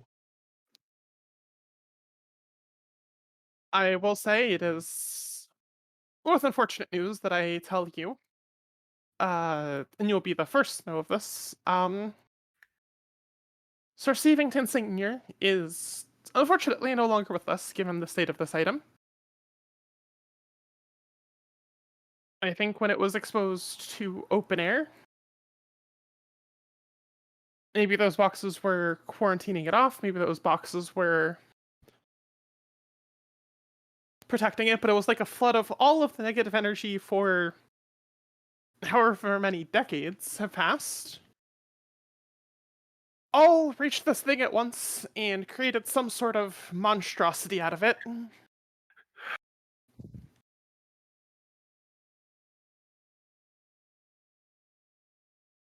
And I would imagine that was exactly why these gifts were to be sent, is either maybe it was some kind gesture of returning potential dangerous leverage items that they had, and maybe this friend of yours simply wished to return the safety back to their own hands instead of keeping it for themselves and maintaining lordship over it, or perchance he thought it funny to unleash them upon the world and see what would happen.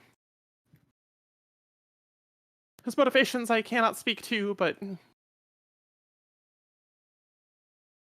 I imagine the end result is instead of these acting as talismans to slowly draw in and collect curses, have now become cataclysms waiting to happen.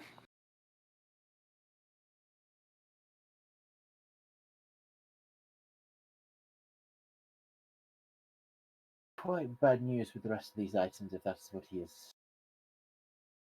brought. Well, the items would have existed in either capacity, however. The particular way that these items have been handled and preserved and protected,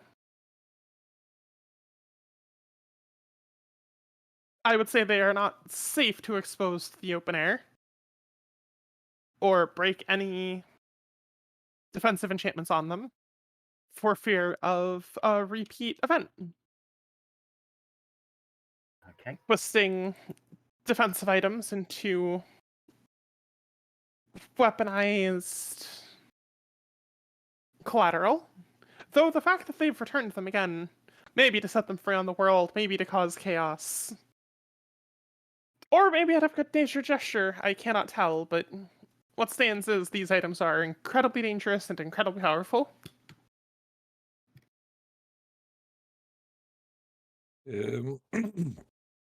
Should you be? What do we do with the remainder then? Should you take custody? Who do we? How do we? What do we do with them? It's dangerous given the safest place I do think would be in the hands of their original owners. However, I do also fear what the proximity of that might do.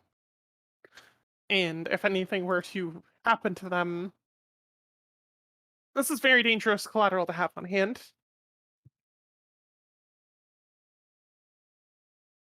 Just the outcome if even the threat of exposing them, or I don't know. This is a hard question. I knew such items existed, of course, but I did not expect them to be warped in such a twisted purpose.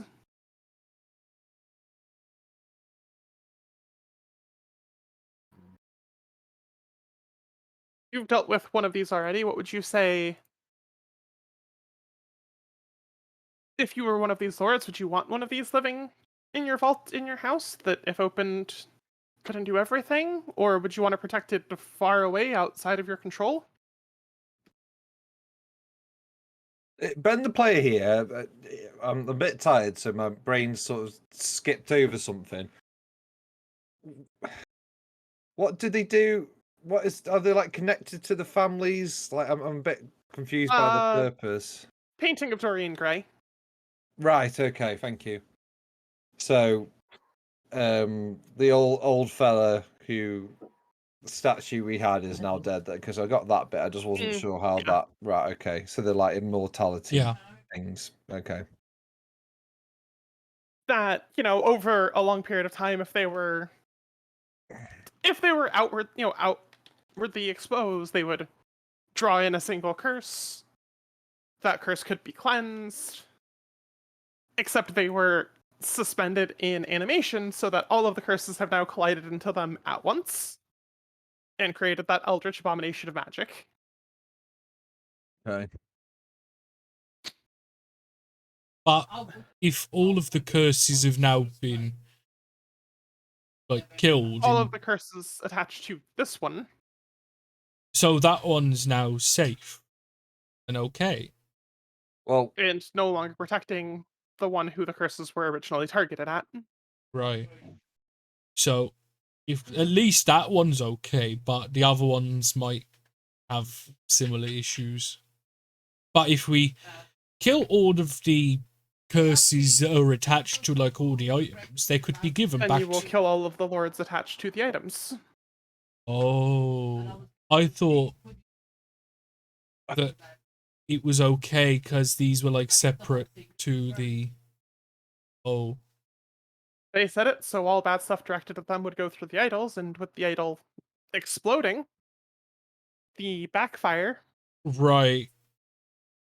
Oh, so if it only goes nasty when the person dies. No, the opposite. It went nasty because basically all these things were trying to get through it. The door was opened, and then it blew up, and then the person died. No, the king said the guy's been dead for a while.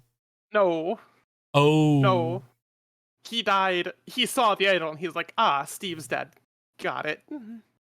Steve the First, or we know Steve the Third. It's right, because it was the granddad. I just assumed it was like, oh, he died like 20 years ago or some shit. No.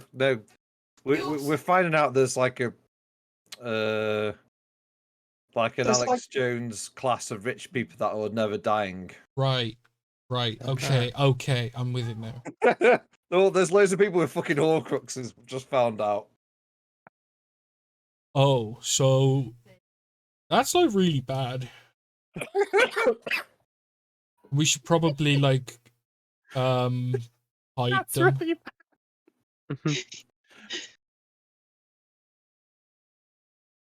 Yeah, and the king is at least asks your counsel or wisdom as a group of, in your shoes, would you want your, portraits of Doreen Gray returned to you so that they could live under your basement, terrifying you for all time, or would you want them protected far outside of your reach where at any moment you could suddenly and mysteriously go poof? I think it's up to you, my liege, but the way I know you rule is just and fair. So I think I would personally return the items to each individual family. They should bear the consequences, and also they are all stewards for their own lives then. Yes, I do think that is for the best. I simply worry at almost comedically and conveniently these items being lost to time and place was to their benefits, as so far removed they were. There was no real danger to them. Though with them now back in play, there's some powerful levers that could be used against those involved, and I'm certain there's some way we could divest these from their hosts, though the risk would be gargantuan, and we would need to do research upon them.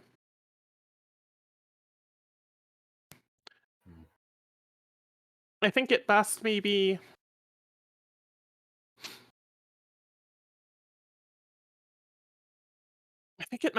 these be further researched as well. At the very least, this one, we could take to the magical library. Yes.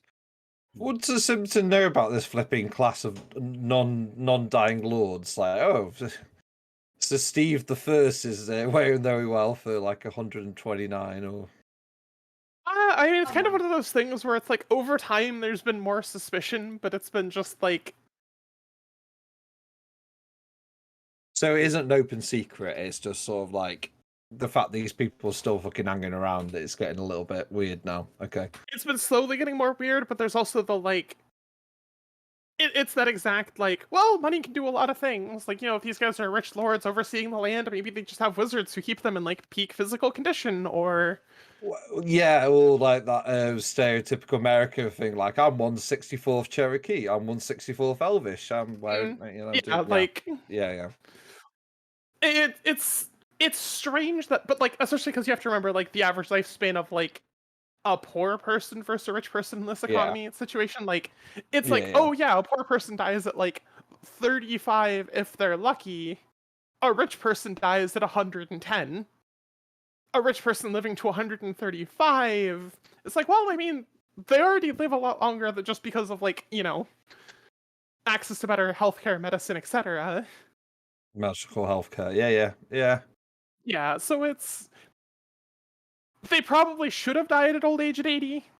110 isn't that strange. 130, they're like, that's a long time for them to still be, like, they're not acting as head of house anymore, but still, they're a lot healthier than they should be. Like, none of them are and the fact that none of them are suffering, like, the addles of old age. Yeah.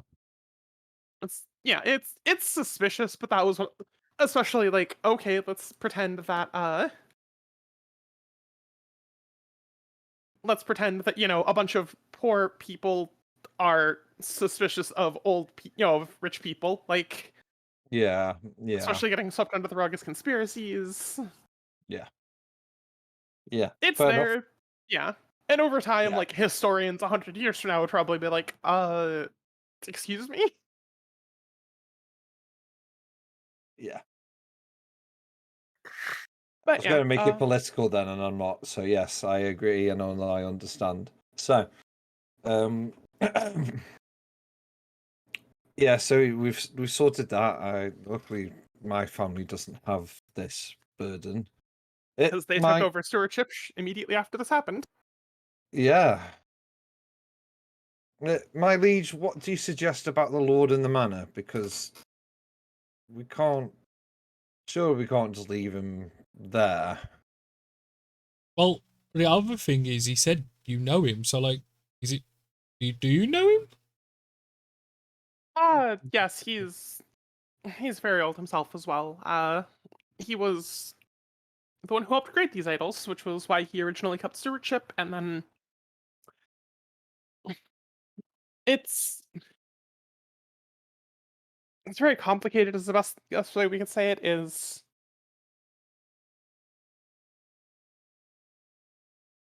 It was a lot of eggs to put in one basket, which was why because these are no, don't misunderstand. Despite the resemblance, these are not those cursed dolls that can hex others and such. These things are designed for the opposite purpose. Like, if they hadn't been preserved in such a way, the open air, you might fling a single curse at this thing, and it would absorb the curse and simply hold it until it could slowly be cleansed of it via magic or naturally wear off.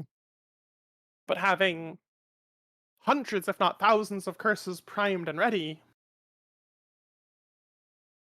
that have just been waiting to take effect, they've only become dangerous after the fact. So having him simply guarding, that's all speculation as well, but that seems to be the most likely explanation.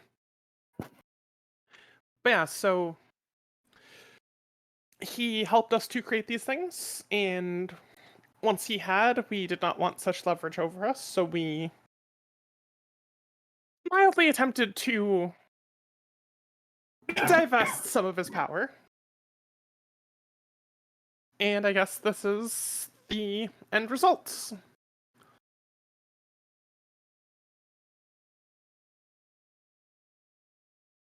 The fact that he did not simply open them himself and free them himself to cause untold chaos does at least speak to some of his lack of malice, but I don't know.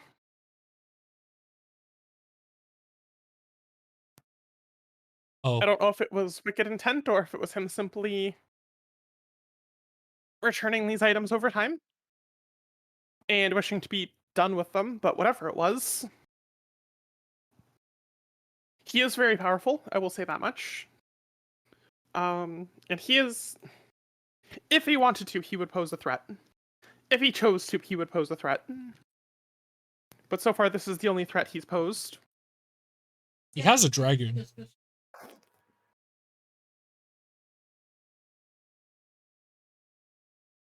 Because it nearly killed Dave. Mm-hmm. It's Paladin Dave.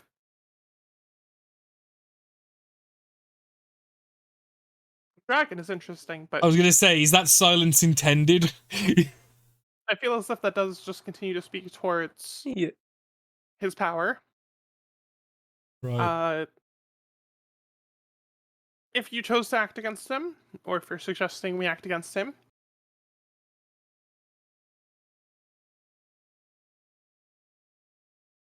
he is dangerous, and it would be a grand undertaking. Especially to attack him in his place of residence and power.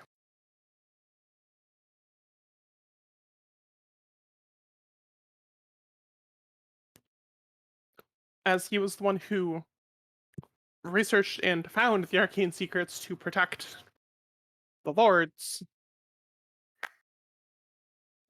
I would not be surprised if he found other secrets along the way.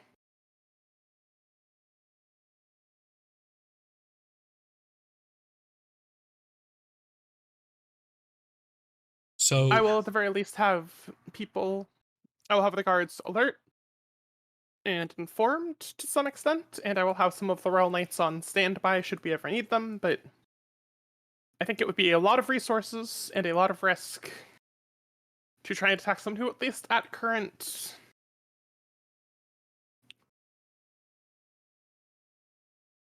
He does seem to pose a threat in one capacity, but in another he's removed a lot of the own threat he could pose.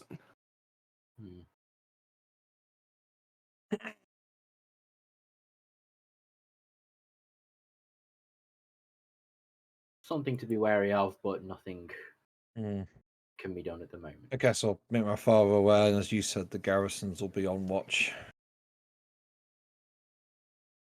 And this is metagaming, but when a DM tells you through multiple characters that someone's very powerful, you listen. Oh yeah, no, we are. Yeah. Oh, yeah. wait, what did the character say? Gorgo didn't hear that. If Google wanders off and doesn't tell anyone and travels for like 8 hours away and dies, that's yeah. And does anyone actually care? No. Okay, I've heard about it, but if he's dead in a ditch somewhere, well, then I'm not going to care about it because I don't know.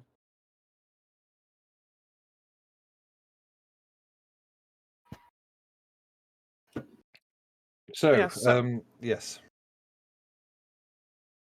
I do think some degree of magical research should be done on these. I would at the very least like this one taken to the Royal Library. I will at least inform the lords that these objects exist and that they may claim them if they so wish. Seems I will just do what I can compromise. to remove the threat of these. Though it is a strange problem in... There are a few who can master such levels of time magic, chronergy. These spells are not frozen in midair waiting to collide with this. The item itself is removed from time and space. And removing the item, sequestering the item, high-level magic, powerful magic, but that's the problem is, how would we counterspell spells this late in the casting process? How would we remove curses that haven't landed yet? Find an area that has a limitation against magic. Debilitating effect, perhaps? That is one of the routes we will definitely be pursuing. The other problem is such experimentation would be risking the very lives that these are supposed to protect.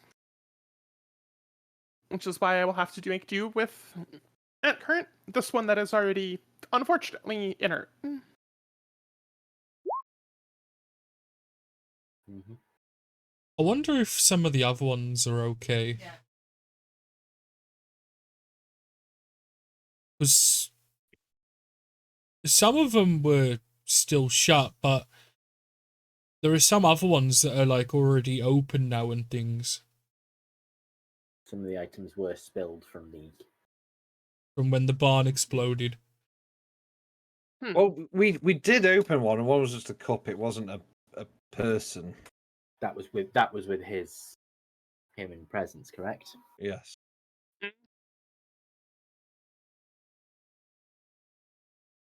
Now, that might be interesting, because, as I'm sure some of you might at least know someone who's had this problem,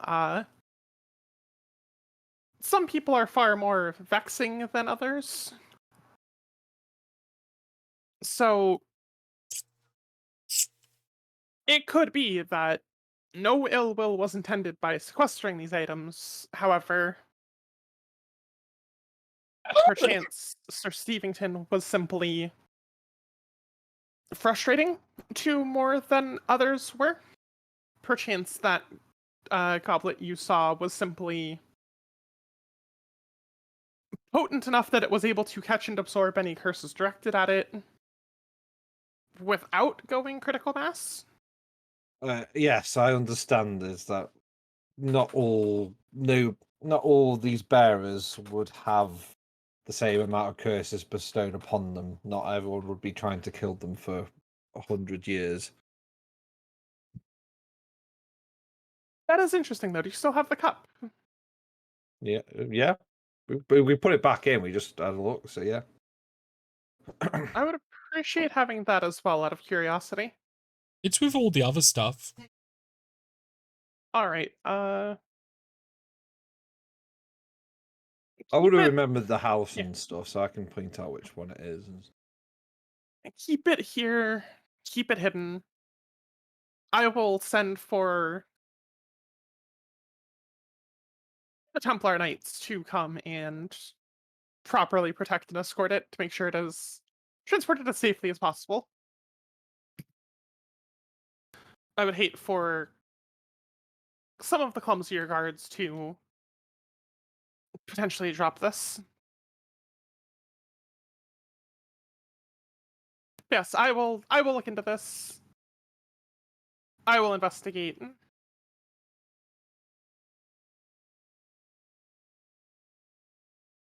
You may wash your hands, of course, of this. You've done a fantastic night last night.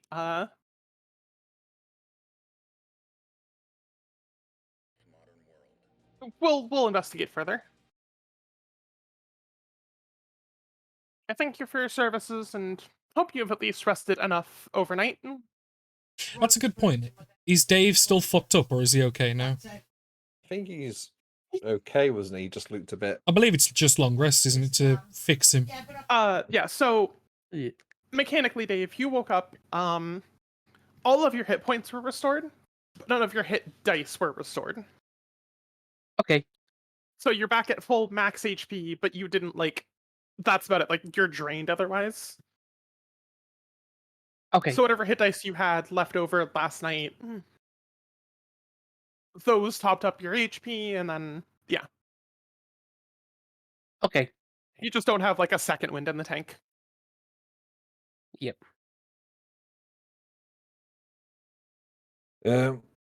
My liege, are you going to speak to my father directly about this?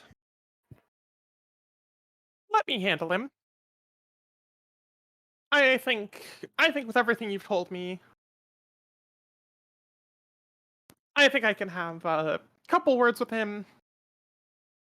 Get this all sorted out. You shouldn't have to worry about it. Well, thank you.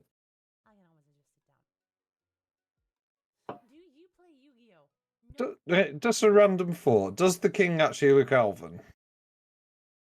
Yeah, there's, in that same way that you have generational drifts, because, like, you know, over the last 1,000 years, humans have gotten a little taller, stuff like that. Like, he doesn't look identical to, like, modern elves that you would know, but he has very elven features. He has very primal elven features. He old as shit. Like, relative to, like, Lovey being half elven, etc. Yeah. That's fine. Like, you can see similarities, you can see congruencies, but they don't look... They look very... Yeah. Yeah. I'm satisfied he's elvish and not someone... The Grand Master of all Horcruxes. Okay. Yeah.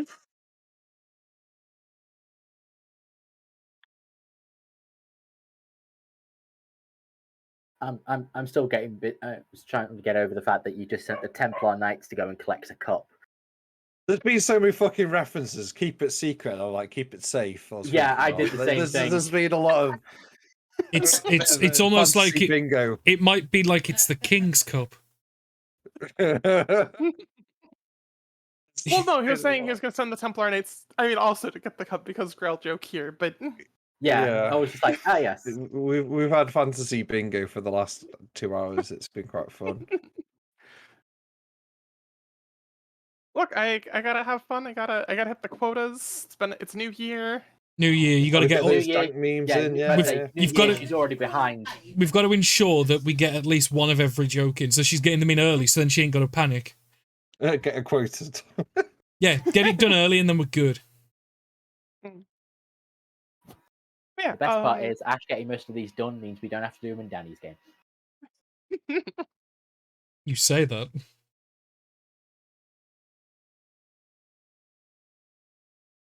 But yeah, so that's all handled. And yeah, he'll talk to your father. He'll take care of the presents if that's what you wish. Yeah. Is there anything you would ask of me then?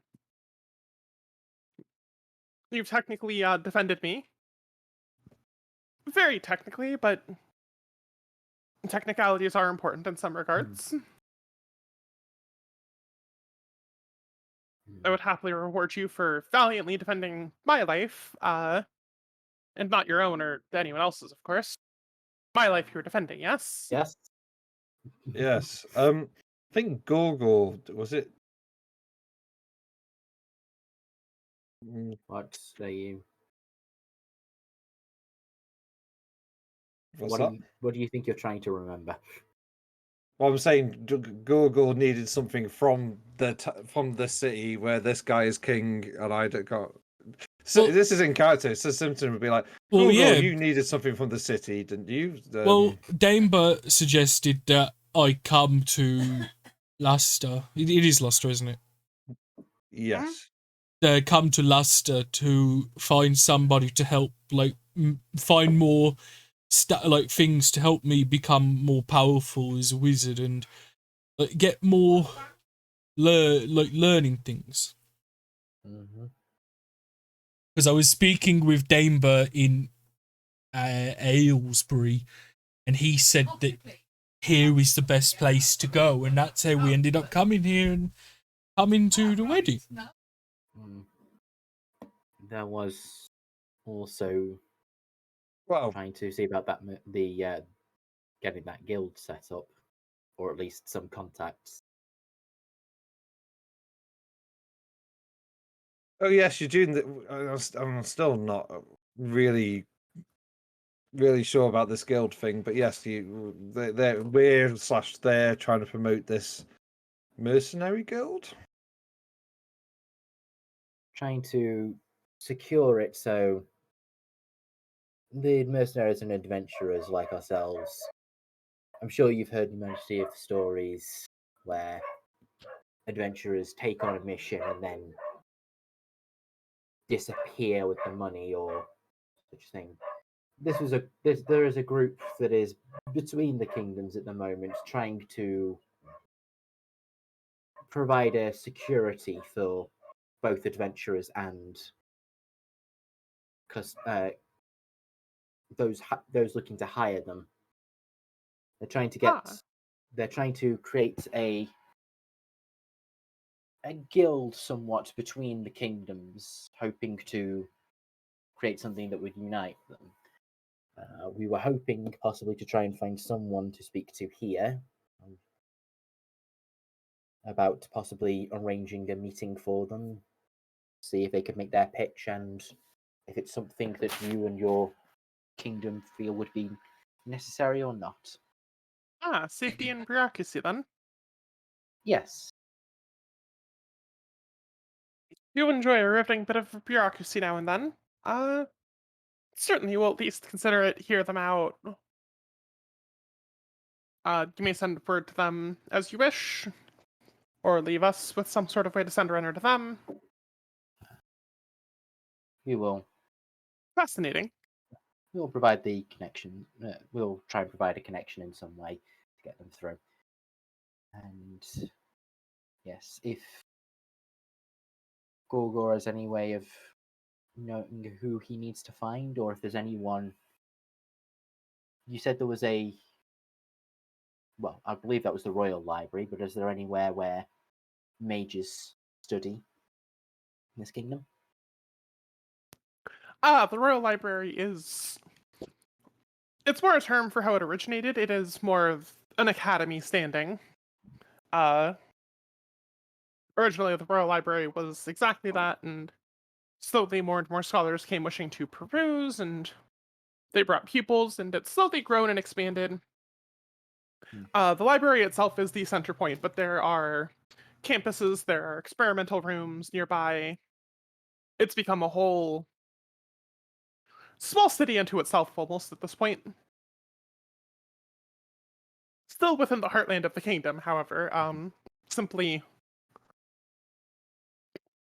what was one well-guarded building has become 10 well-guarded buildings with a much larger population size.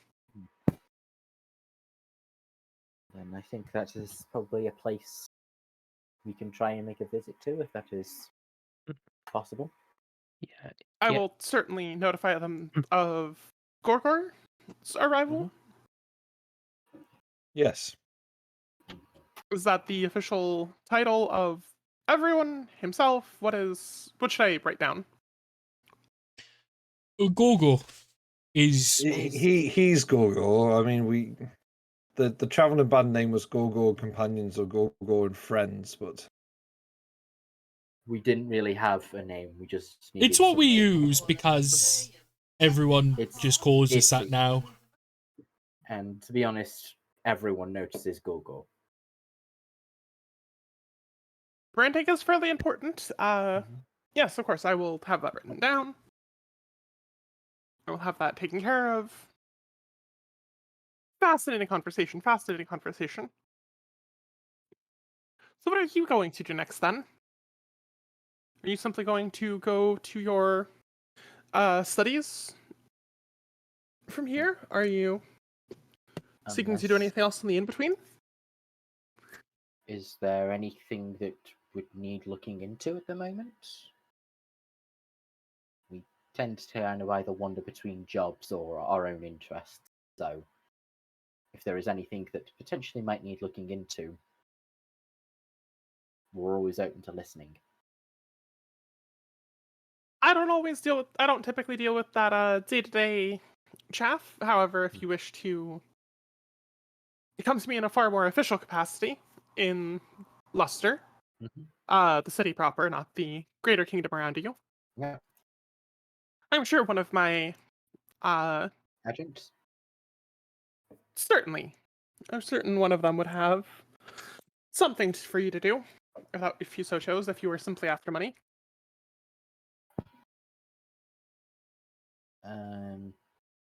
Also could possibly, yes.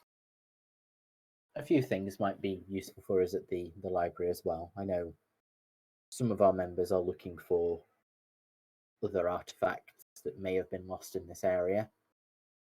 Well, any brother of Jade is always welcome in my courtroom. I'm about to say, no, it was a mental message going back to Paladin Dave at that point to not say Golden Nugget aloud. Did you mean Jade or me? Oh, he was saying any brother of Jade Jade, is welcome. Oh, sorry. Yeah. Okay. And then No, Flynn was saying, Paladin Dave, don't say Golden Nugget. Yeah. Yeah, mentally just saying, stay stumped. Does that mean I could say Golden Nugget? Do you really want to say Golden Nugget? Not really. Oh no, that is a problem.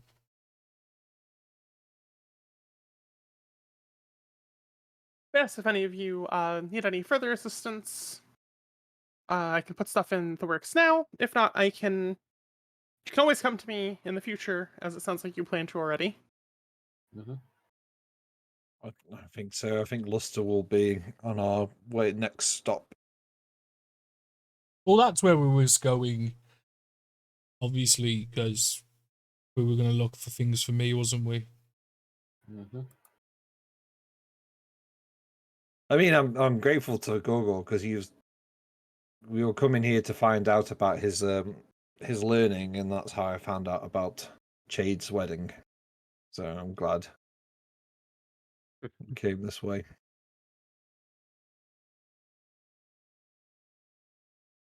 Yeah, because Pardon me. we only found out because when we were coming into Luster, the guards told us on the door, on the bridge. On the door bridge. Well, there was a door on the yes, bridge. the door bridge. There was a door on the bridge. Not to Don't be confused with the drawbridge. it to Gorgor. It's a door bridge. No, I don't disagree. You're I'm being just mean at saying. Gorgor, guys. Basically, Gorgor's trying to drop the hint to the king that their parents are shitty to him.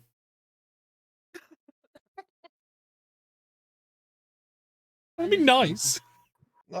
It sounds like you've all had a fascinating night. And while I would listen to your tales for hours to come, I do have other official business to attend to. And it sounds like you do as well. Yeah. Mm-hmm. Okay.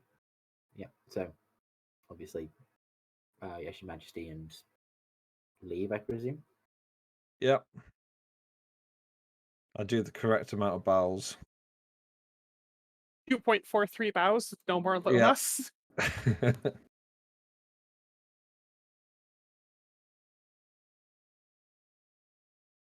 All right, and with that, you guys are free to stay about the house and to mill about for another day or two if you so please to rest and recover. You may hit the road, you may explore other directions, you may whatever you please. The world is yours. Can I just ask another player question to the group, because this is something So Simpson's got an impression about this mercenary guild, whatever, that it was some evil corporation trying to take over, bully people into joining them, and then now it sounds like they're just a trading standards body. So I'm very confused about. You don't have to say evil corporation. You can just say corporation. We understand Oh what you yeah, mean. yeah. Well, that It is depends very. on who you ask in the party.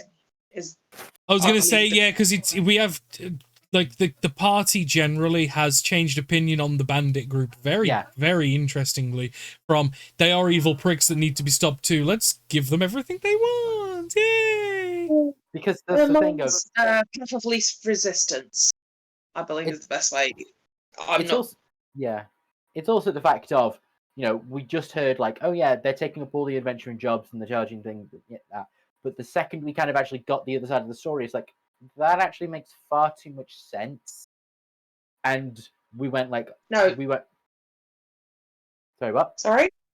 No, I was just going to say, it is still a case of certain members of the party, it seems want to keep supporting them. So what are we supposed to do?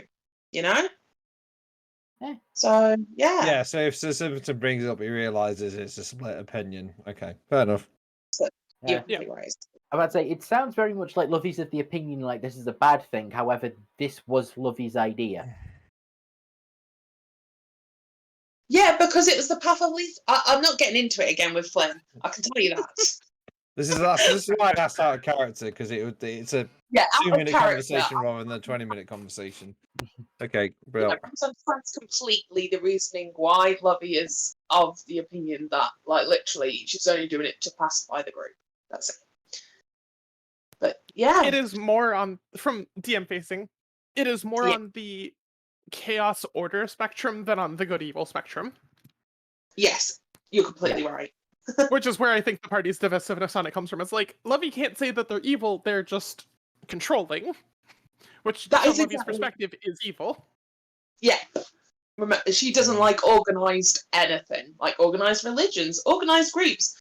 There's a group of Hecate supporters that she kind of dislikes already because they're organised. That's literally it. You're completely right, Ash. On the nose. I didn't think of it that way, but yeah, you're right. I wasn't we sure. meet on Tuesdays, and Lovey is what do you mean on Tuesdays? Yeah. There's days of the week. Don't just get up. The sun's up. Enjoy nature. Yeah, completely. Yeah, I wasn't sure if it's Sir Simpleton's noble farmer, small government mindset and less regulation mindset had kind of crept in, or if it was. Yeah, okay, makes sense. Real. So I guess I'll speak to my parents, and we'll make about preparations to leave. Maybe tomorrow. All right. With that.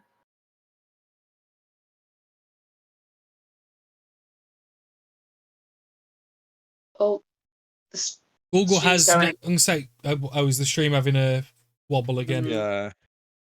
Yeah. Well, Google has nothing to accomplish. Like, because Google's just vibing. Do you know what I mean? Google's chill. Google's cool. I think I might go out to the gardens for a little bit. Do you know what I mean? And just help the bits that towards the edge of the property, kind of like look at them and see that they are completely fucked. You know what I mean? Well, yeah, because like Google pointed out, the bullshit that Google was trying to fix in the grass, that pumpkin seemed to be creating it. Yeah. I think that wasn't. I think that's a coincidence, not a pattern. If that makes sense. Yeah, but just Google pointed out that so he did. Well, he did. Sorry. Also, can I go to the kitchen one of the on maybe like later on that morning after we've spoken to the king and go get some fish, please?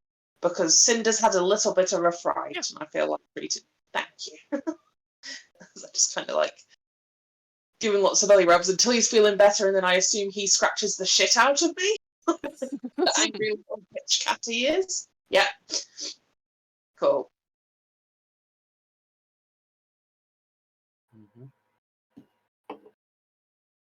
Yes, just around. If I can get any contact with any of the, probably with any of the other like other guests, and before as they're leaving, just trying to get more, just listen in and get more general information about what's going on in the region, really. All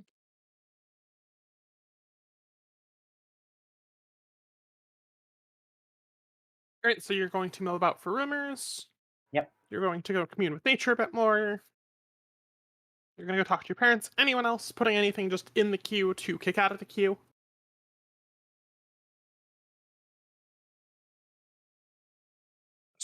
Family stuff and prep leave tomorrow. Yep, it's me. Yep.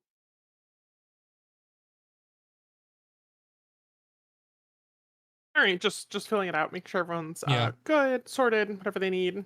Yeah, no, Gogo's good. All right.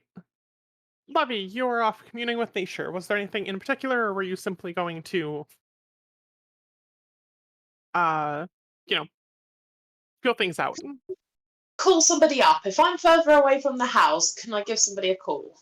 Well, I'm just going to kind of talk into the air and hope she hears. Just remember, Rose. Outgoing calls out of realm, it does cost extra.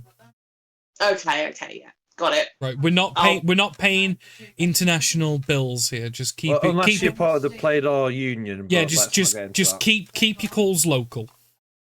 I assume that Glacia has a specific plan that if I'm calling her up, like maybe she has something to do with the fact it doesn't cost me extra. I don't know. She's a fucking archdevil, let's be honest. So what you're saying is you reverse the charges. Yes, that's exactly it. Thank you, Michael. She can fucking afford them. I'm like, I don't know if you're there. I was going to ask a favour if you're about. Hello? It takes a minute of just kind of feeling around. Yeah. Connecting. Yeah. I mean, I'm just talking out there. I'm not actually doing sending. I'm just talking and hoping she's listening for some strange reason. It worked before. So I assume it's like a prayer thing. I don't know how it works. Devils are weird. Roll me a D100. I see. That's 100. Yeah, that is 100. Okay.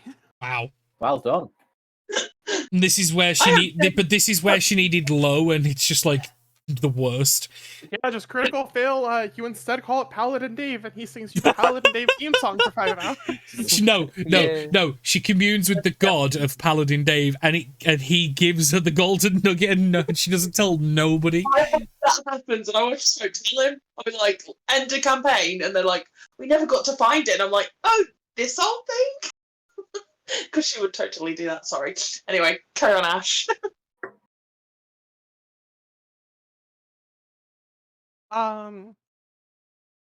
After a minute, you're looking around, you're kind of looking at the sky, the ground, you're looking for some sort of obvious sign. And then just out of the wedding tent, a little bit in the distance, you see somebody very familiar, far less 7 feet tall and demonic walking around. She just walks out, looks around a little bit, and just kind of like gives you a wave from across the grass in the courtyard. Yeah, I'll kind of move over to her and I'm like, oh, you look different. Hi. Well, I mean, given last night's, I didn't want to be accused of any wrongdoings in the area by locals. Yeah, I get it completely. I mean, so some people are very prejudiced, shall we say, towards. And I've done plenty of problematic things. I simply didn't want to fuel the fire, so to speak. No, I get that totally. But no, thank you for coming. I do appreciate it. I didn't know if I just spoke a lot that you'd listen. So yeah, cheers. We had a bit of a good time, fresh out of the river of hell. Yeah, you've been in the river of hell. Is there a river in hell? Okay, I just wanted to see your face respond to that. I wanted to see if you'd just take that in stride. I wanted to see if you'd be confused. I just wanted to see what happened. No, I mean, I'm interested, I guess. In our small trip to hell, there was kind of a lava river. Why am I surprised? Yeah, sorry. I made it make sense in my head. Yeah, I mean, there's other rivers besides lava. I partially wanted to gauge your reaction. Just calling me up in the middle of nowhere, figured I'd return the favor with a curveball. Yes. What can I? Everything okay? Looks like you had a bit of a fun night. Yep. Eldritch Pumpkin Abomination. That was fun. I would have loved having one of those. Well, the thing is, though, I've kind of dug the aesthetic a little bit, like weird pumpkin thing. I don't know why it fits in quite nicely. I wanted to kind of hollow it out and make a jack-o'-lantern out of it, or live in it. That would be a cool thing. You could like live in it, you know, or have it like a cart. I don't know. There's just something that's about it. Sorry. I wanted to ask a favour, really. You remember when I was talking to you about Sir Simpington? Yes. Would you give me a token of some sort that I could give to him? If you don't want to meet him, that is, because I do understand, like, meeting a really obsessive fan could be quite jarring. I can give to him and I can be like, you say good job, and be like that. Do you know what I mean? As a little present, because he's done really well. He's been suffering a lot because his family's a little repressed, would be the best way of explaining it, I think, in some form. Towards certainly. She kind of thinks for a minute. Yeah, I mean, I wouldn't be opposed to meeting him as well if that's what you'd prefer. He would need to be behaved, of course. I've gotten some really weird late night prayers out of him before. Was it just your name over and over again? Because oh god, no! I'm sorry, I couldn't help myself.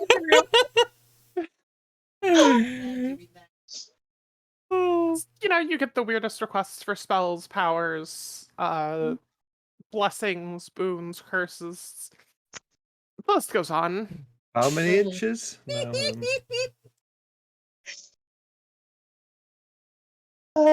Yeah. I mean, if you want, I can bring him to you, or if you appear in his room, I'll kind of send. No, rude.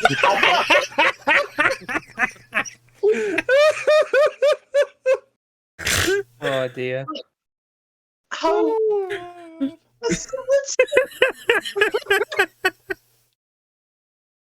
do realise I'm starting to sound more and more like a pimp, and I'm trying to get away from it. What can I do? The problem is who are you pimping there? Simpington or Glacier? What a character! I just pimped out Glacier. What are you gonna do? Oh, Oh, it's a weird fucking hell! dream. And she's got the broomstick. She can use as a pimp cane, I guess. Oh, what can I do? Like, what's the easiest for you that makes it the least weird? Because I was going to say I can send you up to his chambers and then you can go in because it's a private space. Because we're currently at his family's house. So, yeah. I mean, you could just. I don't know if I'm keen on meeting his parents. It's a lot, by the way. Oh, FYI, they think that we're together, so maybe don't introduce yourself to them because then they might get. I'm trying to think of the best way to do this. Do we just get him to come to the tent if the tent's empty? No, there was a that might marriage. be a lot easier than whatever other. Yeah, I can do that. Are you okay waiting here? Yeah, are you okay? I know you've had a bit of a long night. Oh, yeah, I just. I don't know why I like these people because they're a bunch of fucking nuts, but they're my friends, you know? So, yeah. Nothing wrong with that as long as you're having fun, just a little okay. Yeah, you seem scattered. Yeah, I don't know what it is. I think ever since, we met the guards that were chasing down an orc who destroyed a village, like, I've just been on edge a little bit in case it happens again, ever since. Actually, do you know that? I don't know if I'd already told you this. Ignore me. This is something different. I'm going to go find Sir Simpington. Thank you a lot, Glacier. She'll just kind of, whirl away, beat red, and start walking away towards the house. Just fuck. And I will go find Okay. Sir Simpington. Pivoting over to the stirrest of simpletons. Yes. You're sat with your father and brother again, while your mother tends to the guests and whatever else is needed about the house. So what is it we can do for you tonight? Or today rather. I heard you've talked with the king. He's talked to us a little bit as well. More details to come, it sounds like, but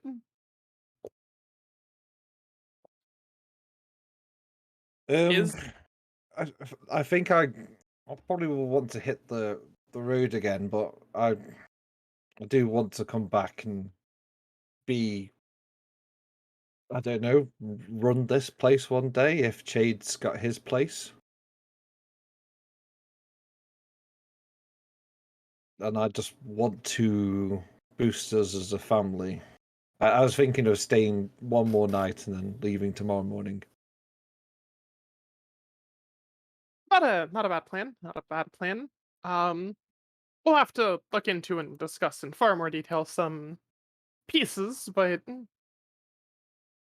uh simply communicating and considering we'll absolutely keep an eye on.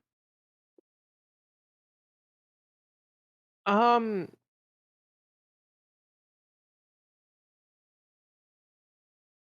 hmm.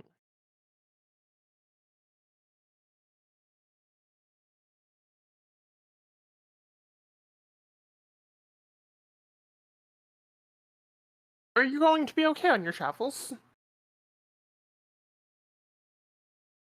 In what way? Well, simply your companions seem scattered and eccentric. Which True. is understandably so. I think in some ways it's been good for me because it's given me some responsibility.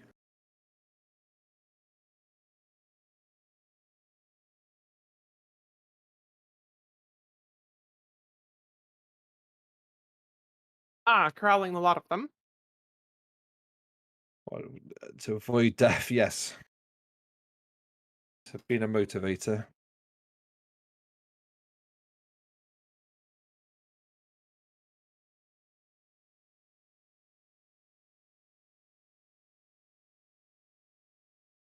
Yes, maybe one day you leading the house to further glory could be considered after your heroics last night. There'd be a lot of publicity work we'd have to do, a lot of discussions we'd have to have, but as eccentric as you might be at times, you do a good job of protecting those in need, and I can never fault you for that.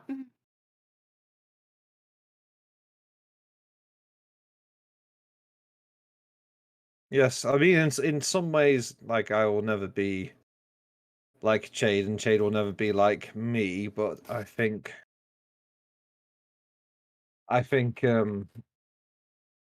some of the more eccentric elements, like Glacier and things, I kind of want to move in another direction, or a less conspicuous direction. That's good to hear. That's good to hear. Come with me. Come with me. We're gonna go to the background room. Have a little bit of a. I think I've got something to show you. I think you're ready. Cool. I meant to give it to you before you ran off on your escapades, though it seems you've done a good job of at least spreading the family name and taking good care of yourself.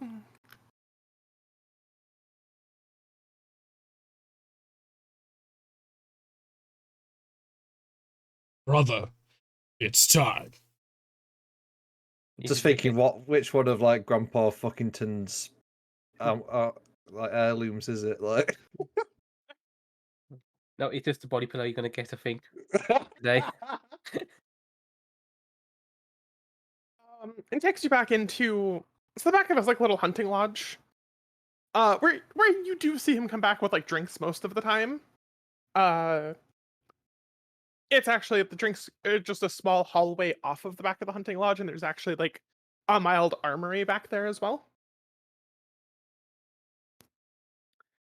Some weapons, some armor, one suit of armor, among a few, is on a stand, along with a few weapons beside it. This armor, better than mithril this is. Better than adamantine this is. Talk like Yoda, you are.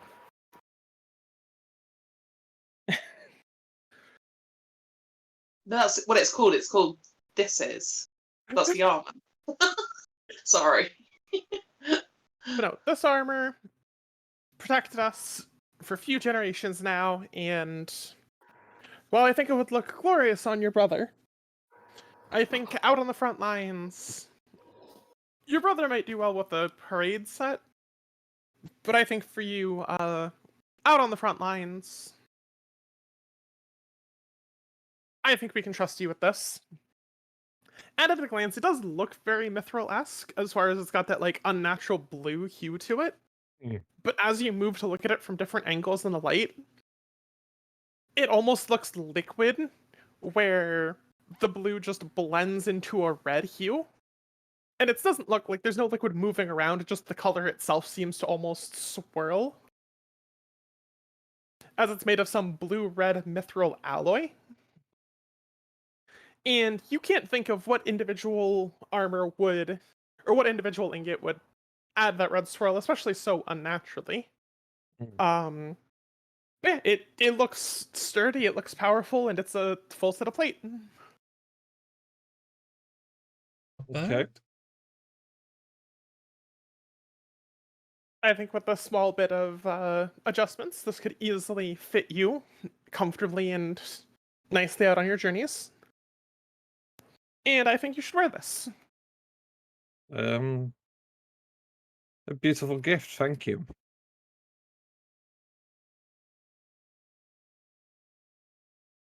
And I am not joking when I say this stuff is just better than adamantine. Let me put it in chat for you. Father, watch chat. Better than mithril, better than adamantine. So, No disadvantage on stealth and anti-crit. Nah, not literally 1-to-1, but It's in his father's opinion better.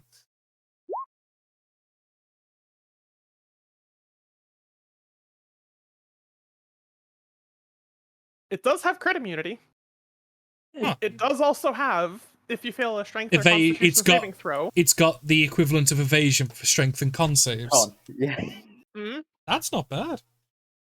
Nice. Well, is being greedy? Is there a plus number to it, or is it? No plus numbers to it at the moment. Oh. But it could be reinforced. Being charted. All right. Yeah, this is I think I've talked with a few other like DMs like Rose Danny about this, where it's stuff like adamantine and mithril. It is not enchanted to be mithril, it is made of, and that is just the properties of. It's its innate ability. Yeah, Yes. yeah.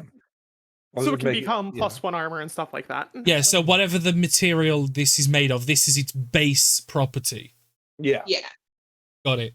And then obviously an enchantment can be put on top of it to give additional effects. Mhm. That sounds really good. It sounds really, Wear really this good. with pride. Don't forget your tabard, of course. Always show off the house colors, as it were. Yes. But this should keep you safe through all sorts of mishaps. I, for one, stood through Dragon's Breath with this armor, and not a single speck of damage on it. So it obviously wasn't anything that required dex then.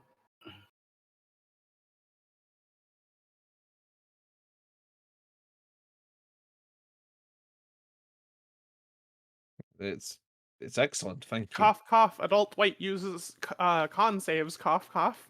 Yeah, I know. So does green, so does black. Yeah, that was. I think blue does as well. No, that's dex. Is that Dex lightning one? Yeah. But yeah, just he doesn't demolish further. But yeah, it's like no, he took a Dragon's Breath this thing and didn't even feel it. It's not bad, man. Yeah, wear this with pride, my boy. Show it off to the missus. Maybe it'll help you look a little bit more handsome in her eyes. Become the knight that we always thought you'd be when you were little. Yes, I'll try and honour that, Father.